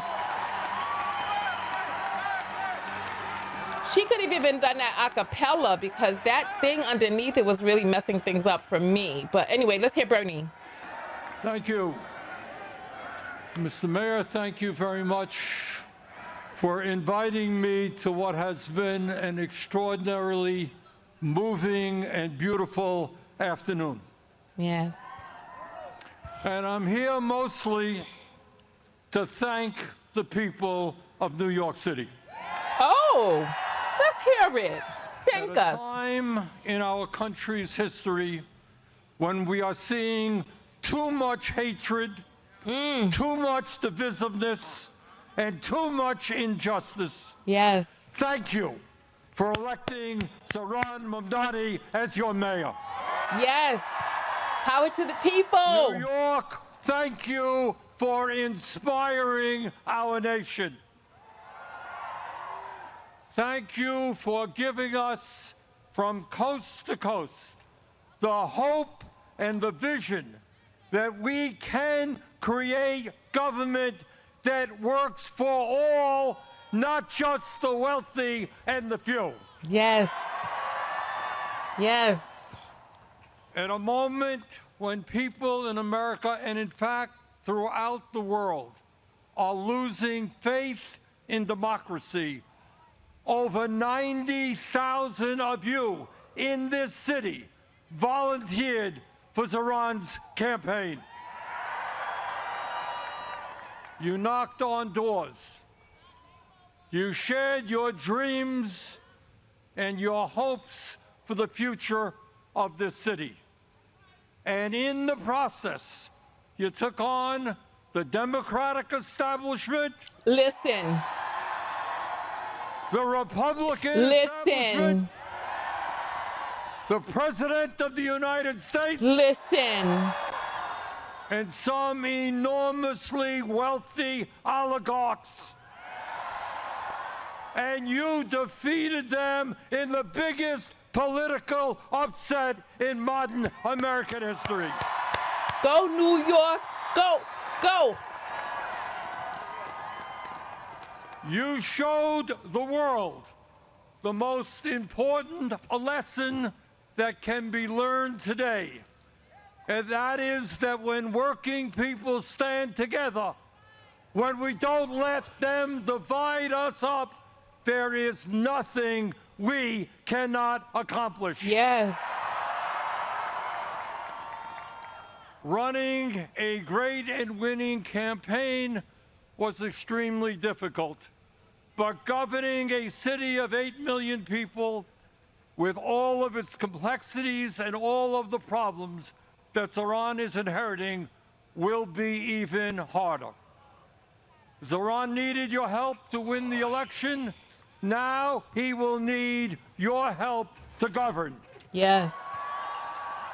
Grassroots democracy and people participating in the day-to-day struggles of this city will lead to good governance. Please remain involved. Mm-hmm. That's what I'm saying. Get involved. All of us have heard how Zohran's opponents have called the agenda that he campaigned on radical, communistic. He's smiling. Oh, and absolutely unachievable. Really?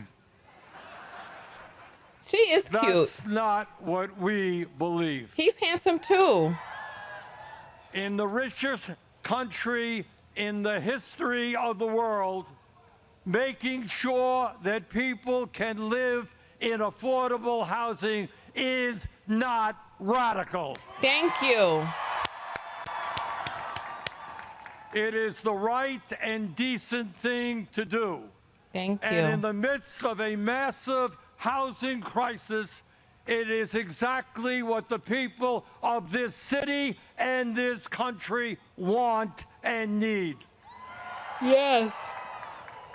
Providing free and high-quality child care is not radical. Thank you. Countries all over the world have done it for years.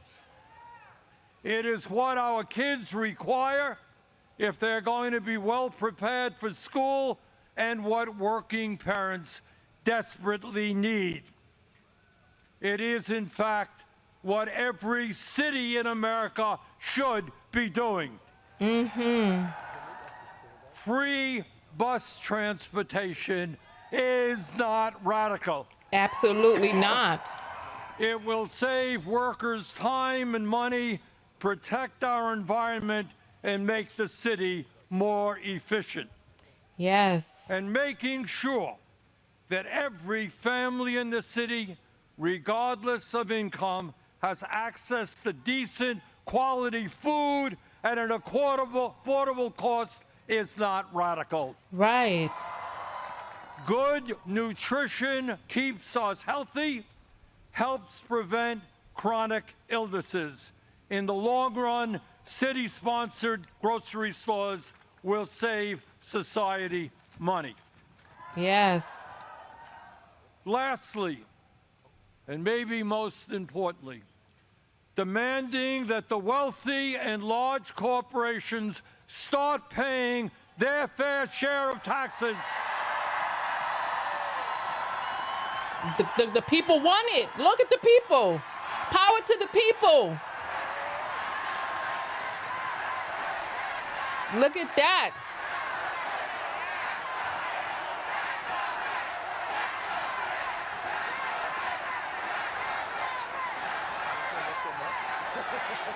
I feel like I'm there, y'all. As I was saying,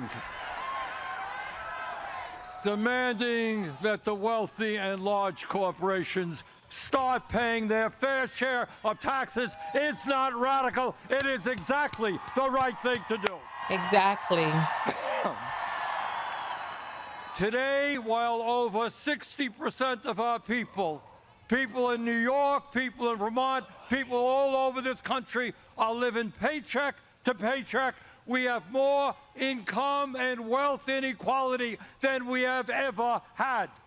Exactly. While tens of millions struggle to put food on the table, pay for health care, pay for housing, the top 1% have never, ever had it so good.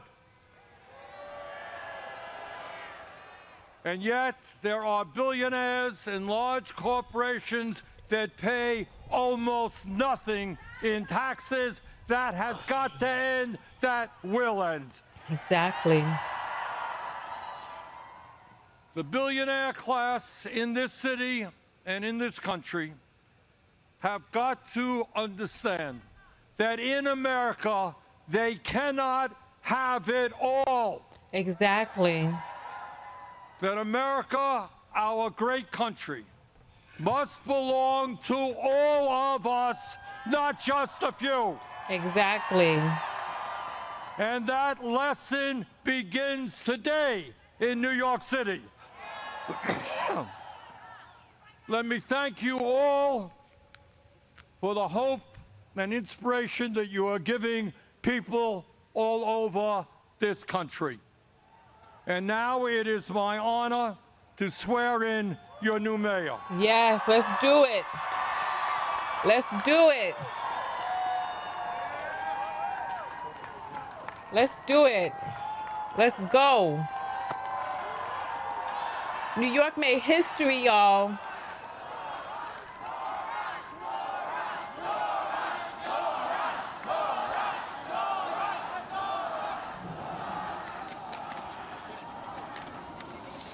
Please repeat after me.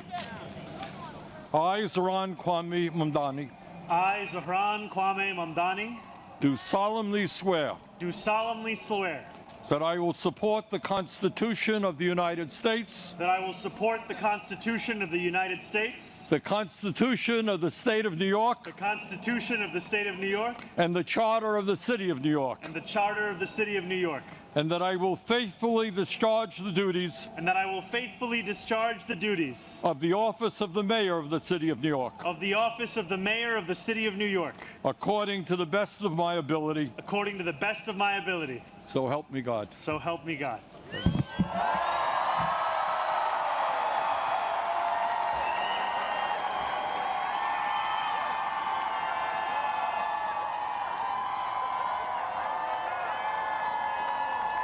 Oh, Mamdani's gonna speak. Let's hear this.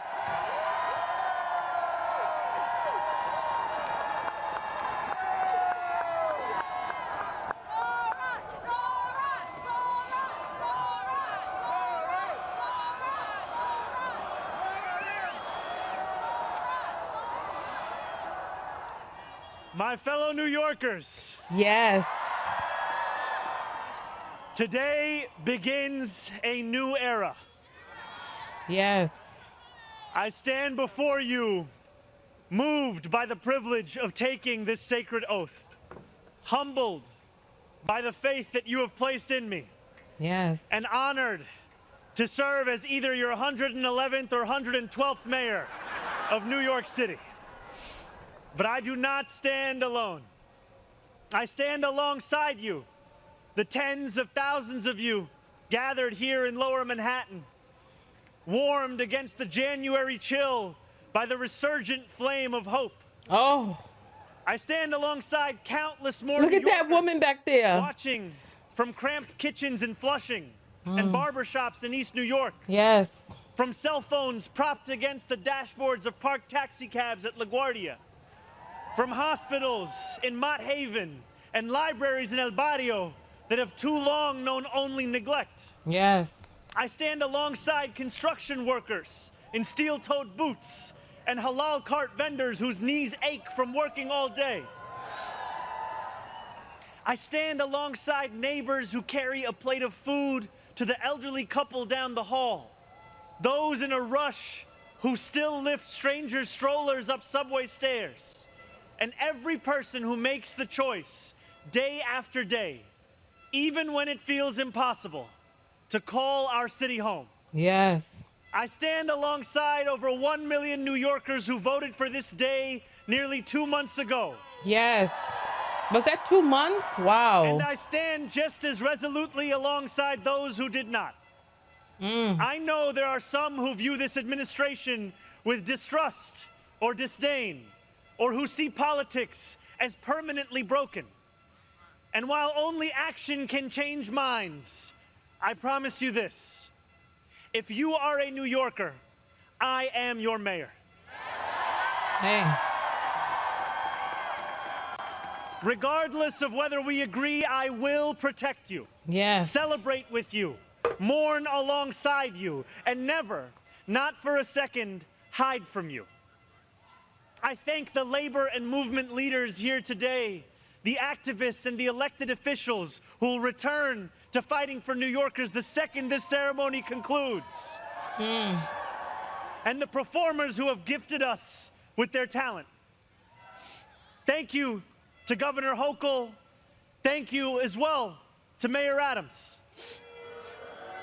Dorothy's son, a son of Brownsville who rose from washing dishes to the highest position in our city, for being here as well. He and I have had our share of disagreements, but I will always be touched that he chose me as the mayoral candidate that he would most want to be trapped with on an elevator. Thank you to the two titans who, as an assembly member, I've had the privilege of being represented by in Congress, Nidia Velázquez, and our incredible opening speaker, Alexandria Ocasio-Cortez. You have paved the way for this moment. Look at Bernie. Thank you to the man whose leadership I seek most to emulate, who I am so grateful to be sworn in by today, Senator Bernie Sanders. Look at him. Wait. Oh, they took his hat off just now. Thank you to my teams. He looks from so the cold. assembly to the campaign to the transition, and now the team I am so excited to lead from City Hall. Thank you to my parents, Mama and Baba, for raising me, for teaching me how to be in this world, and for having brought me to this city. Thank you to my family from Kampala to Delhi. I just need to run this back real quick. Why his father look like an old African village king? Bernie Sanders. Well, you missed it. Bernie had his hat on and everything. Thank you to my teams, from the assembly to the campaign to the transition, and now the team I am so excited to lead from City Hall. Thank you to my parents, Mama and Baba.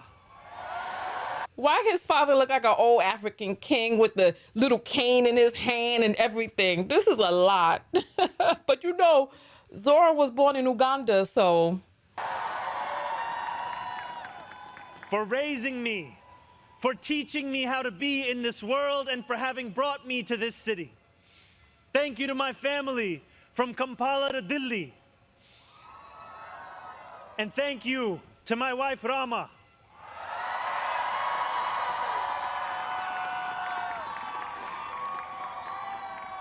For being my best friend and for always showing me the beauty in everyday things. Aww. And most of all, thank you to the people of New York. Yes. A moment like this comes rarely. Seldom do we hold such an opportunity to transform and reinvent. Rarer still is it the people themselves whose hands are the ones upon the levers of change.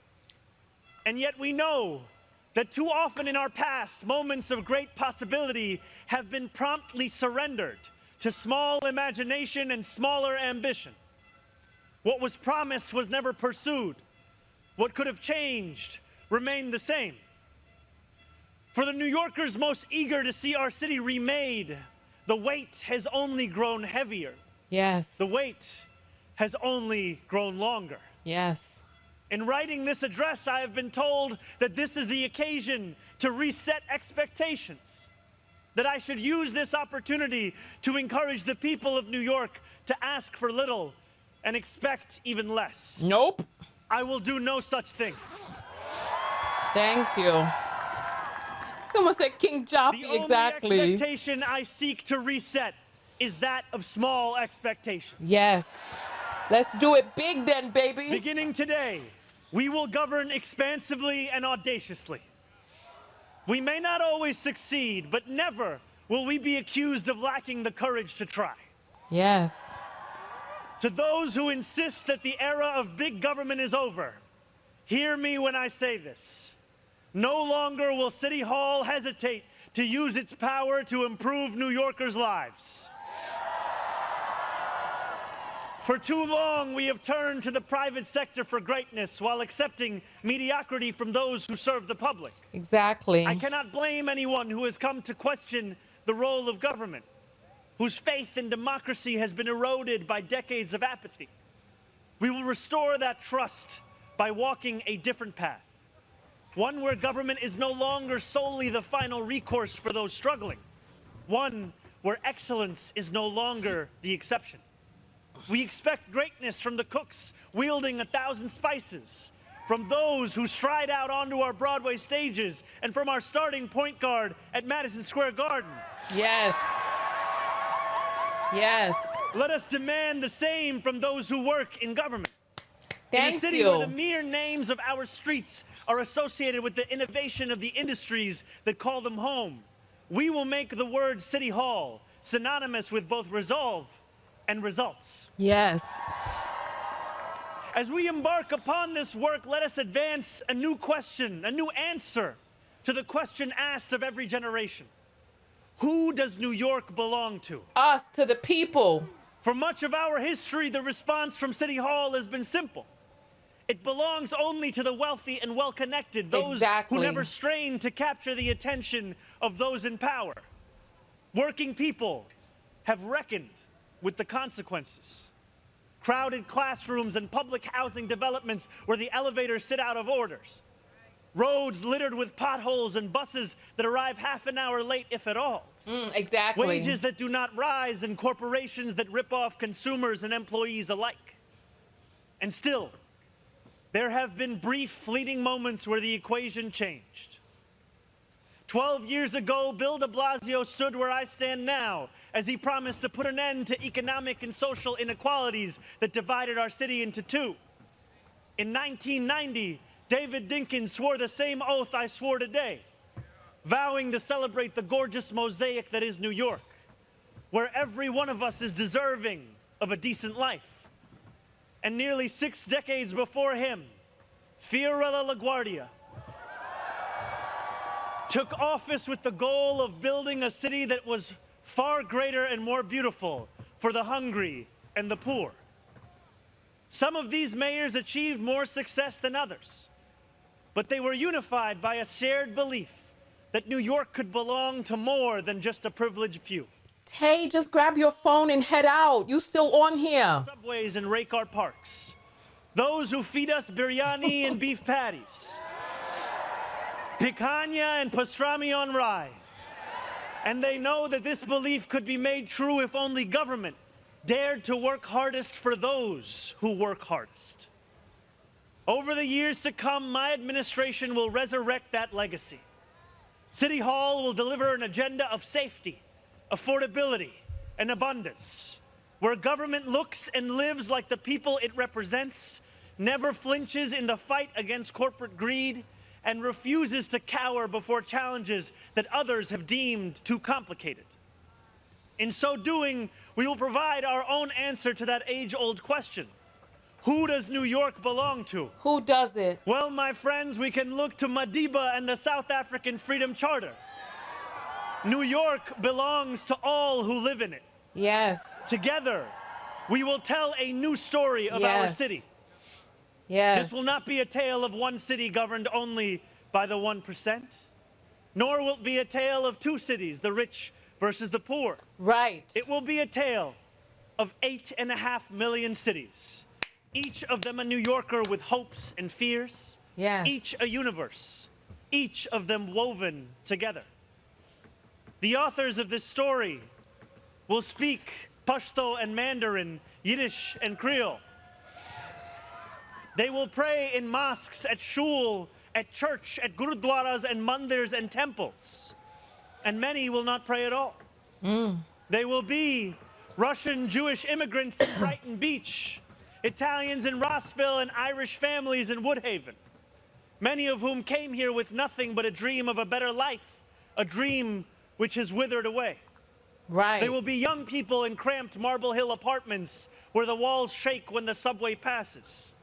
They will be black homeowners in St. Albans, whose homes represent a physical testament to triumph over decades of lesser paid labor and redlining. Speak it. They will be Palestinian New Yorkers in Bay Ridge. Yep, speak on it. Speak on it.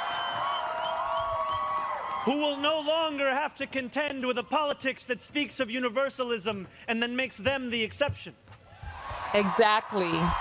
Exactly. Few of these 8.5 million will fit into neat and easy boxes.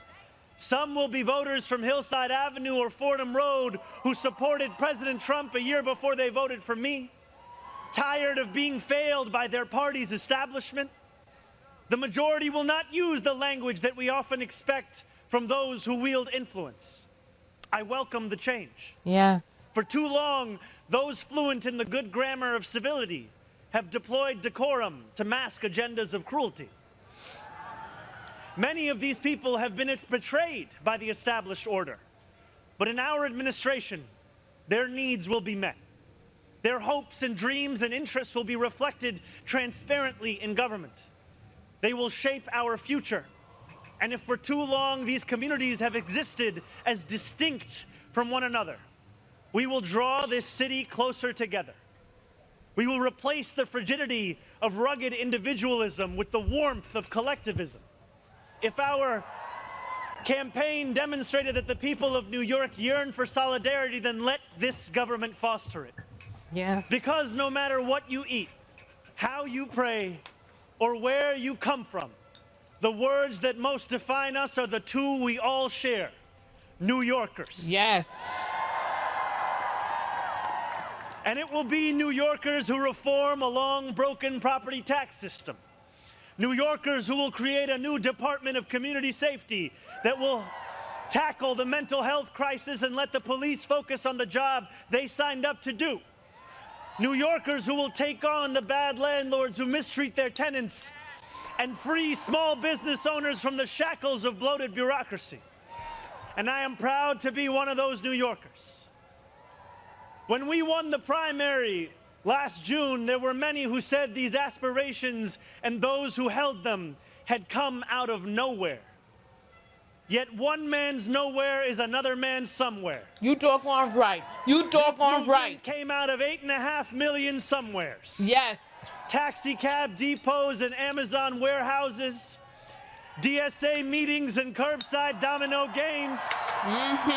The powers that be had looked away from these places for quite some time if they'd known about them at all. So they dismissed them as nowhere.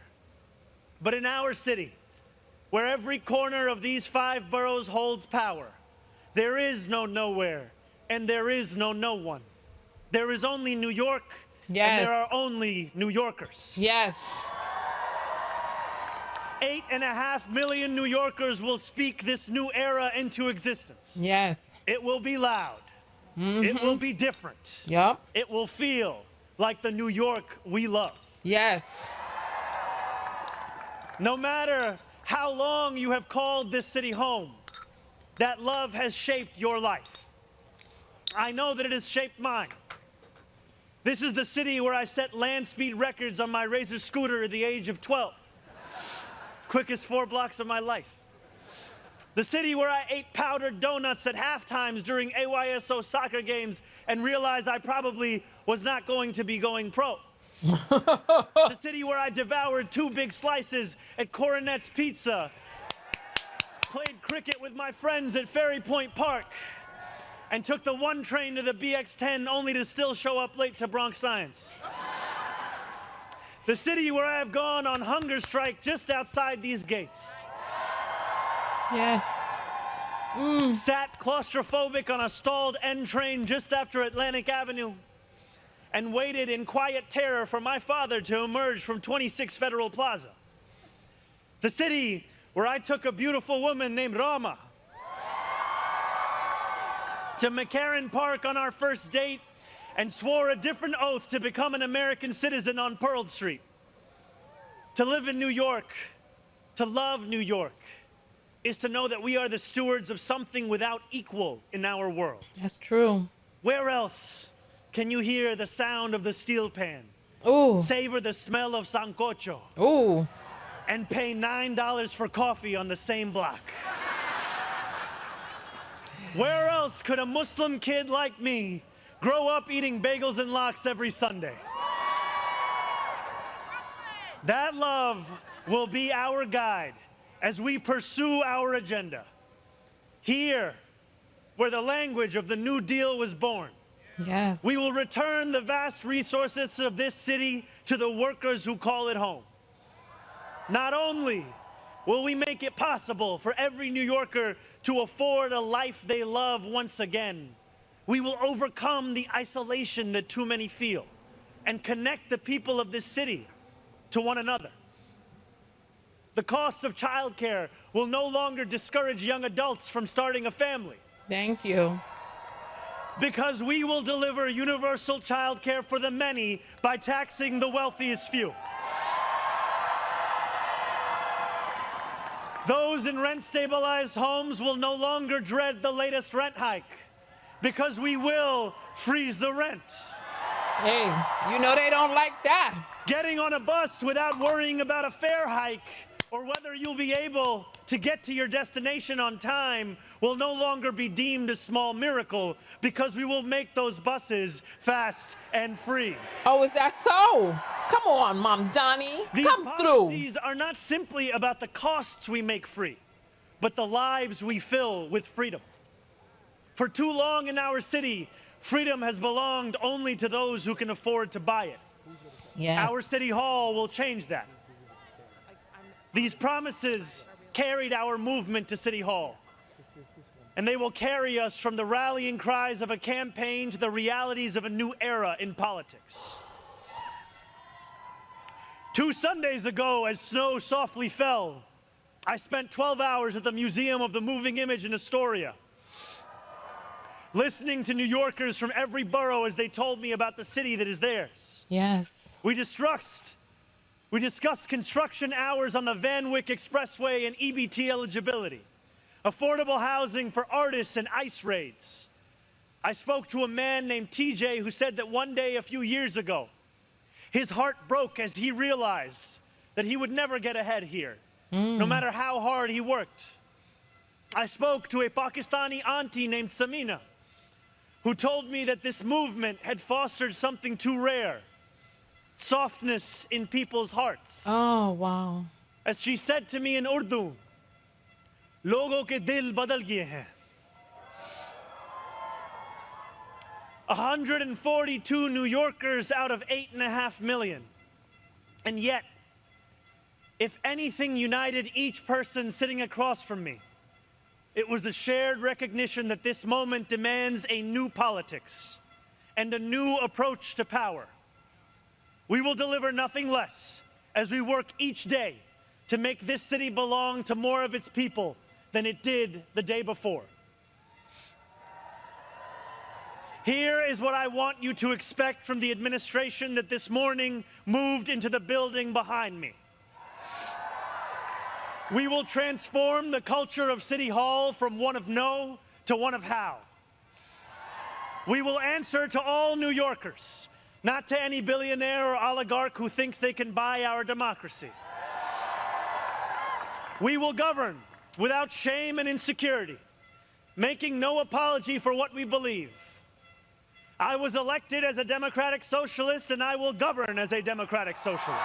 I know that's right. Talk that talk, Mamdani. Talk that talk. Talk that talk. I will not abandon my principles for fear of being deemed radical. As the great senator from Vermont once said, what's radical is a system which gives so much to so few and denies so many people the basic necessities of life. Look at Bernie.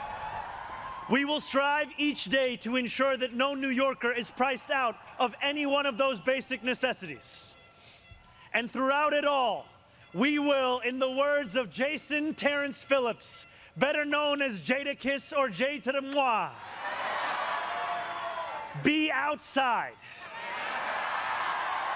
Because this is a government of New York, by New York, and for New York.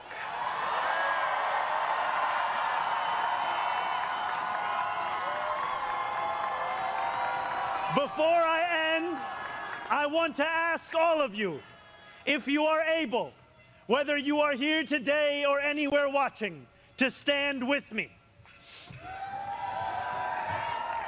I ask you to stand with us now and every day that follows. Ooh. City Hall will not be able to deliver on our own.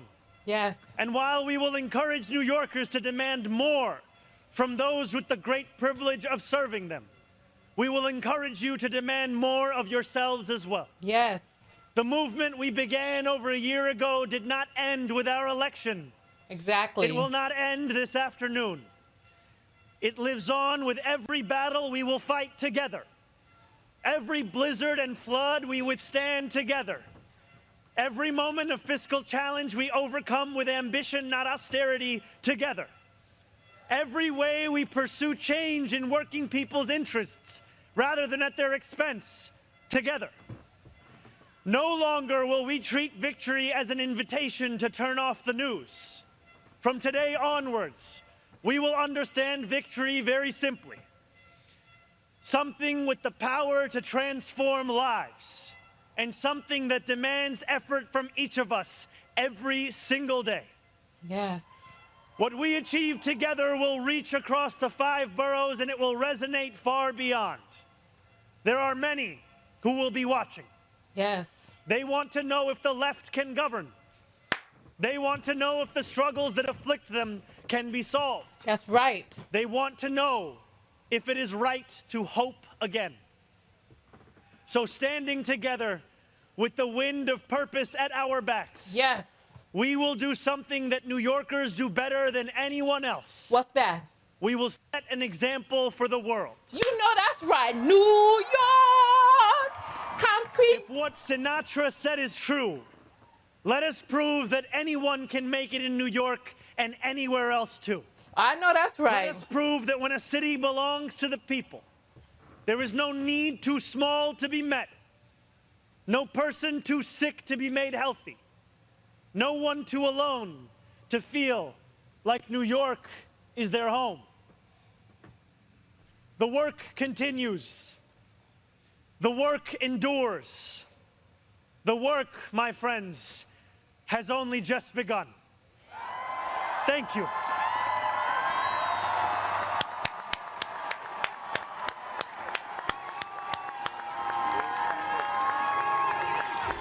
Yes. Yes. Yes. Yes. Yes. Oh, they look so beautiful together. I'm so happy for this city. I'm so proud to be a New Yorker. There's a part of me that wishes that I was out there with them. There's a part of me There's a part of me that wishes that I was just in the crowd with that energy of New York all around me, riding the subway back with the people who were there, arm to arm, shoulder to shoulder, elbows hooked and crooked. Oh, look, they playing. Oh, this is gorgeous. This is gorgeous. Look at this. Look at all of this. Wow. This is just so beautiful.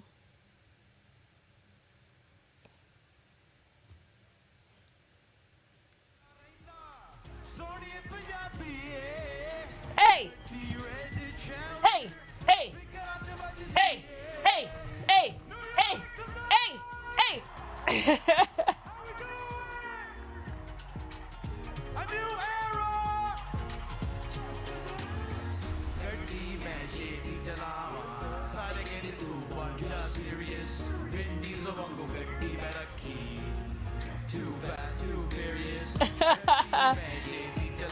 All right. This is really beautiful, y'all.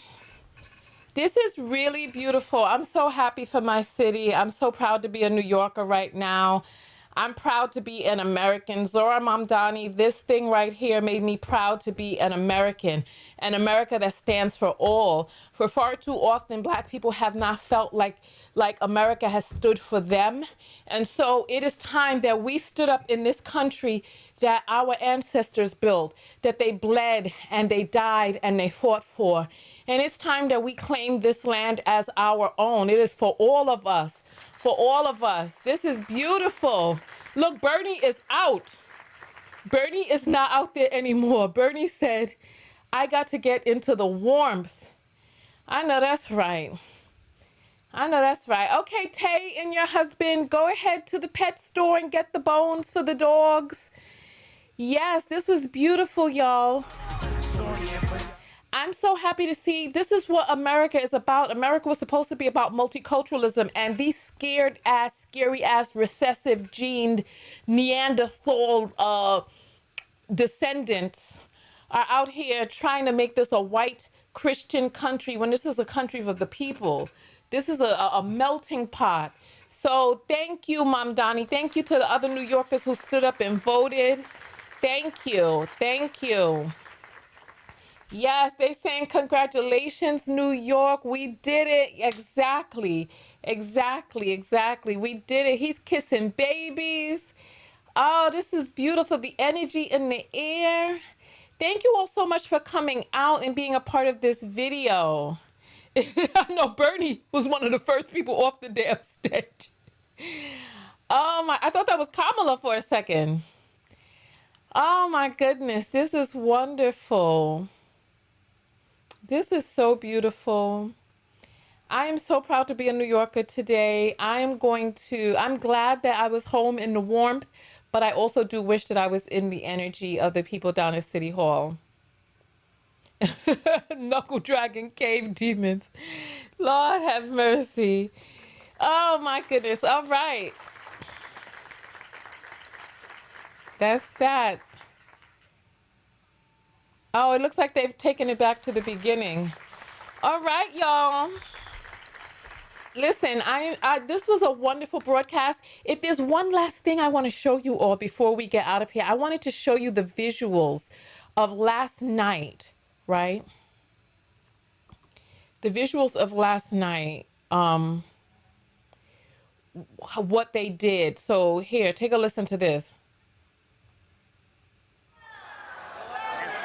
10, 9, 8, 7, 6, 5, 4, 3, Look at this. 2, 1. They played no games. At the strike of midnight, they swore this man in underground in an old City Hall train station. Just look at the visuals of this.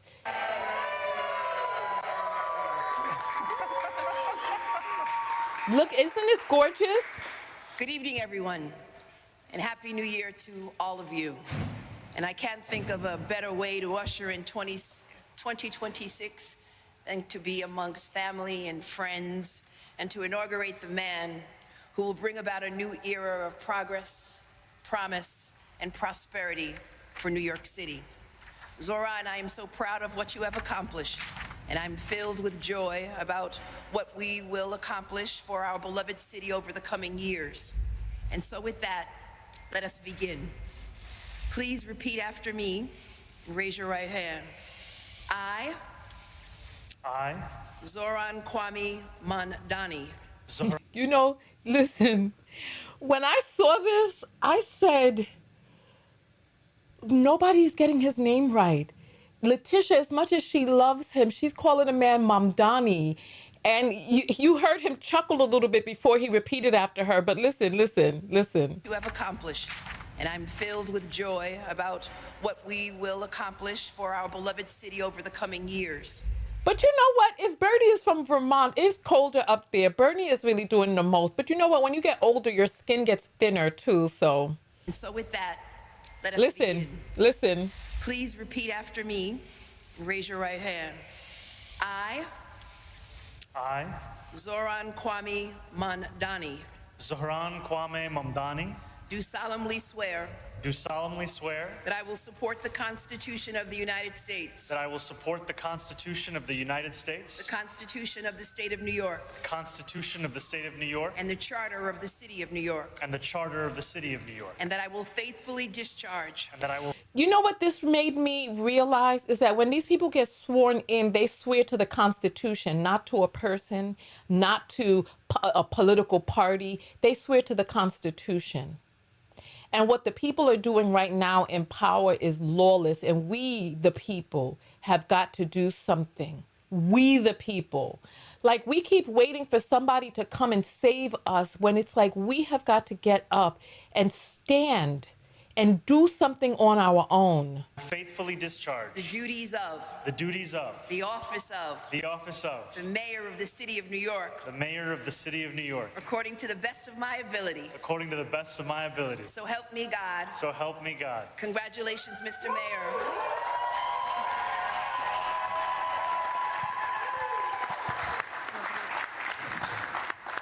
This was really beautiful.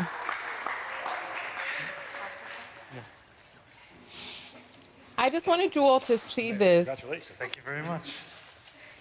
All right, it's on YouTube, so you can see that on your own. But right now, I feel really tired. Go ahead, Tay. We're getting out of here anyway. Go out into the cold. Go get your doggy the bone. We are going to jump out of here. What is your self-love lesson from today's broadcast? My self-love lesson is about each person and their individual responsibility. My self-love lesson is about me standing up, me having the courage to see something that I'd like to change and being that change. That is my self-love lesson. That I love myself enough to take matters into my own hands, that I can do my part in the ways that resonate with me and my passions. So much so that I have shifted the direction that I'm going to in grad school. So I thought I was going to get my PhD in history with a concentration in women and gender studies and Black African American studies or Black studies. However, I'm finding out that there is sociology. So, you know, I'm in grad school right now for getting a master's in psychology, but there's also sociology, and sociologists also focus on Black studies and women and gender studies. So there's a whole many fields out there. So I can go the history route, I can go the straight AAS route, I can go sociology route. So we're gonna see. So listen, and then remember how Trump called these people treasonous for saying that they will not abide by unlawful orders, saying that they should be hung. We have seen what depraved white people do when they get in power. The people who are infected with the sickness of white supremacy, we've seen what they do when they get into power. And it is time for us, we the people, to stand up I just found out that one of the historians that I follow on YouTube had to flee the United States because he was teaching real American history. So when I say that I want to create a school to teach real history, a Saturday school, I didn't realize that this was a dangerous thing to do. Let me go. Before we go, I want to hear some of your self-love lessons. Go ahead and type SLL. And let's see the self-love lessons that you learned from today's broadcast. I learned that it's important to stay optimistic. One of the things that I struggled with last night is that I'd say more than half of the stuff that I put out there for me to accomplish in 2025, I did not accomplish. That didn't materialize for me. And so it was very difficult writing last night, reading over from last year and realizing that these things did not happen. But what I realized, what is the alternative? Would I rather aim low and hit everything or aim to the stars and hit half? Listen. So I'm going to continue forward aiming to the stars. So SLL, if I set my mind to it like a small immigrant boy in the massive city of New York, I can make it happen, also against all odds. I love that. I can and will look for renewed hope and will always find what I need. I know that's right. I love it. I love it. I love it. So yeah, I didn't realize that about sociology. So we'll see if I can find a program with funding where I can do African American studies and women and gender studies. We could rock. Otherwise, I'm going to go the history route. But we'll see, because I am dedicating myself to the future. I'm dedicating myself to helping people on a bigger scale. SLL, I will stand up for what's right. I love it. I love it. I love it. Yes, yes, yes. Right now, I'm about to lay down in the bed and get me a little bit of nap and see if I can edit some videos while I'm laying down. Other than that, I want to see some more self-love lessons, and then we're going to get out of here. And I wish you all a happy new year. I should do a video later on going through, what am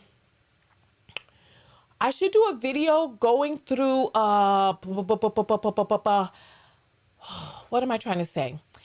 Going through my videos from New York. Not New York, from the past year. So listen, put those self-love lessons up. I will stand up for what's right. I know that's right. So listen, I will see you all in the next video. Thank you all so much for coming out. Thank you. Thank you. Happy New Year to you all.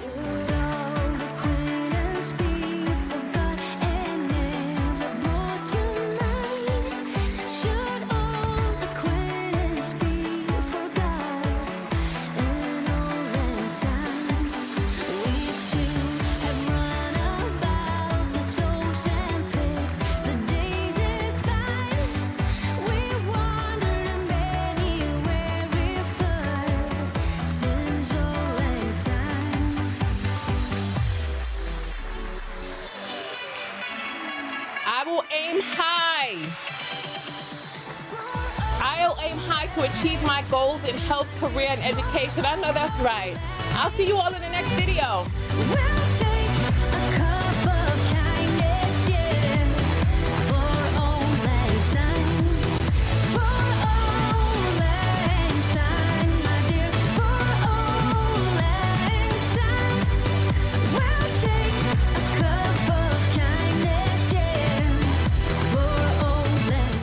Proud to know I can look back and know I am always on the right side of history. That's right. Power to the people.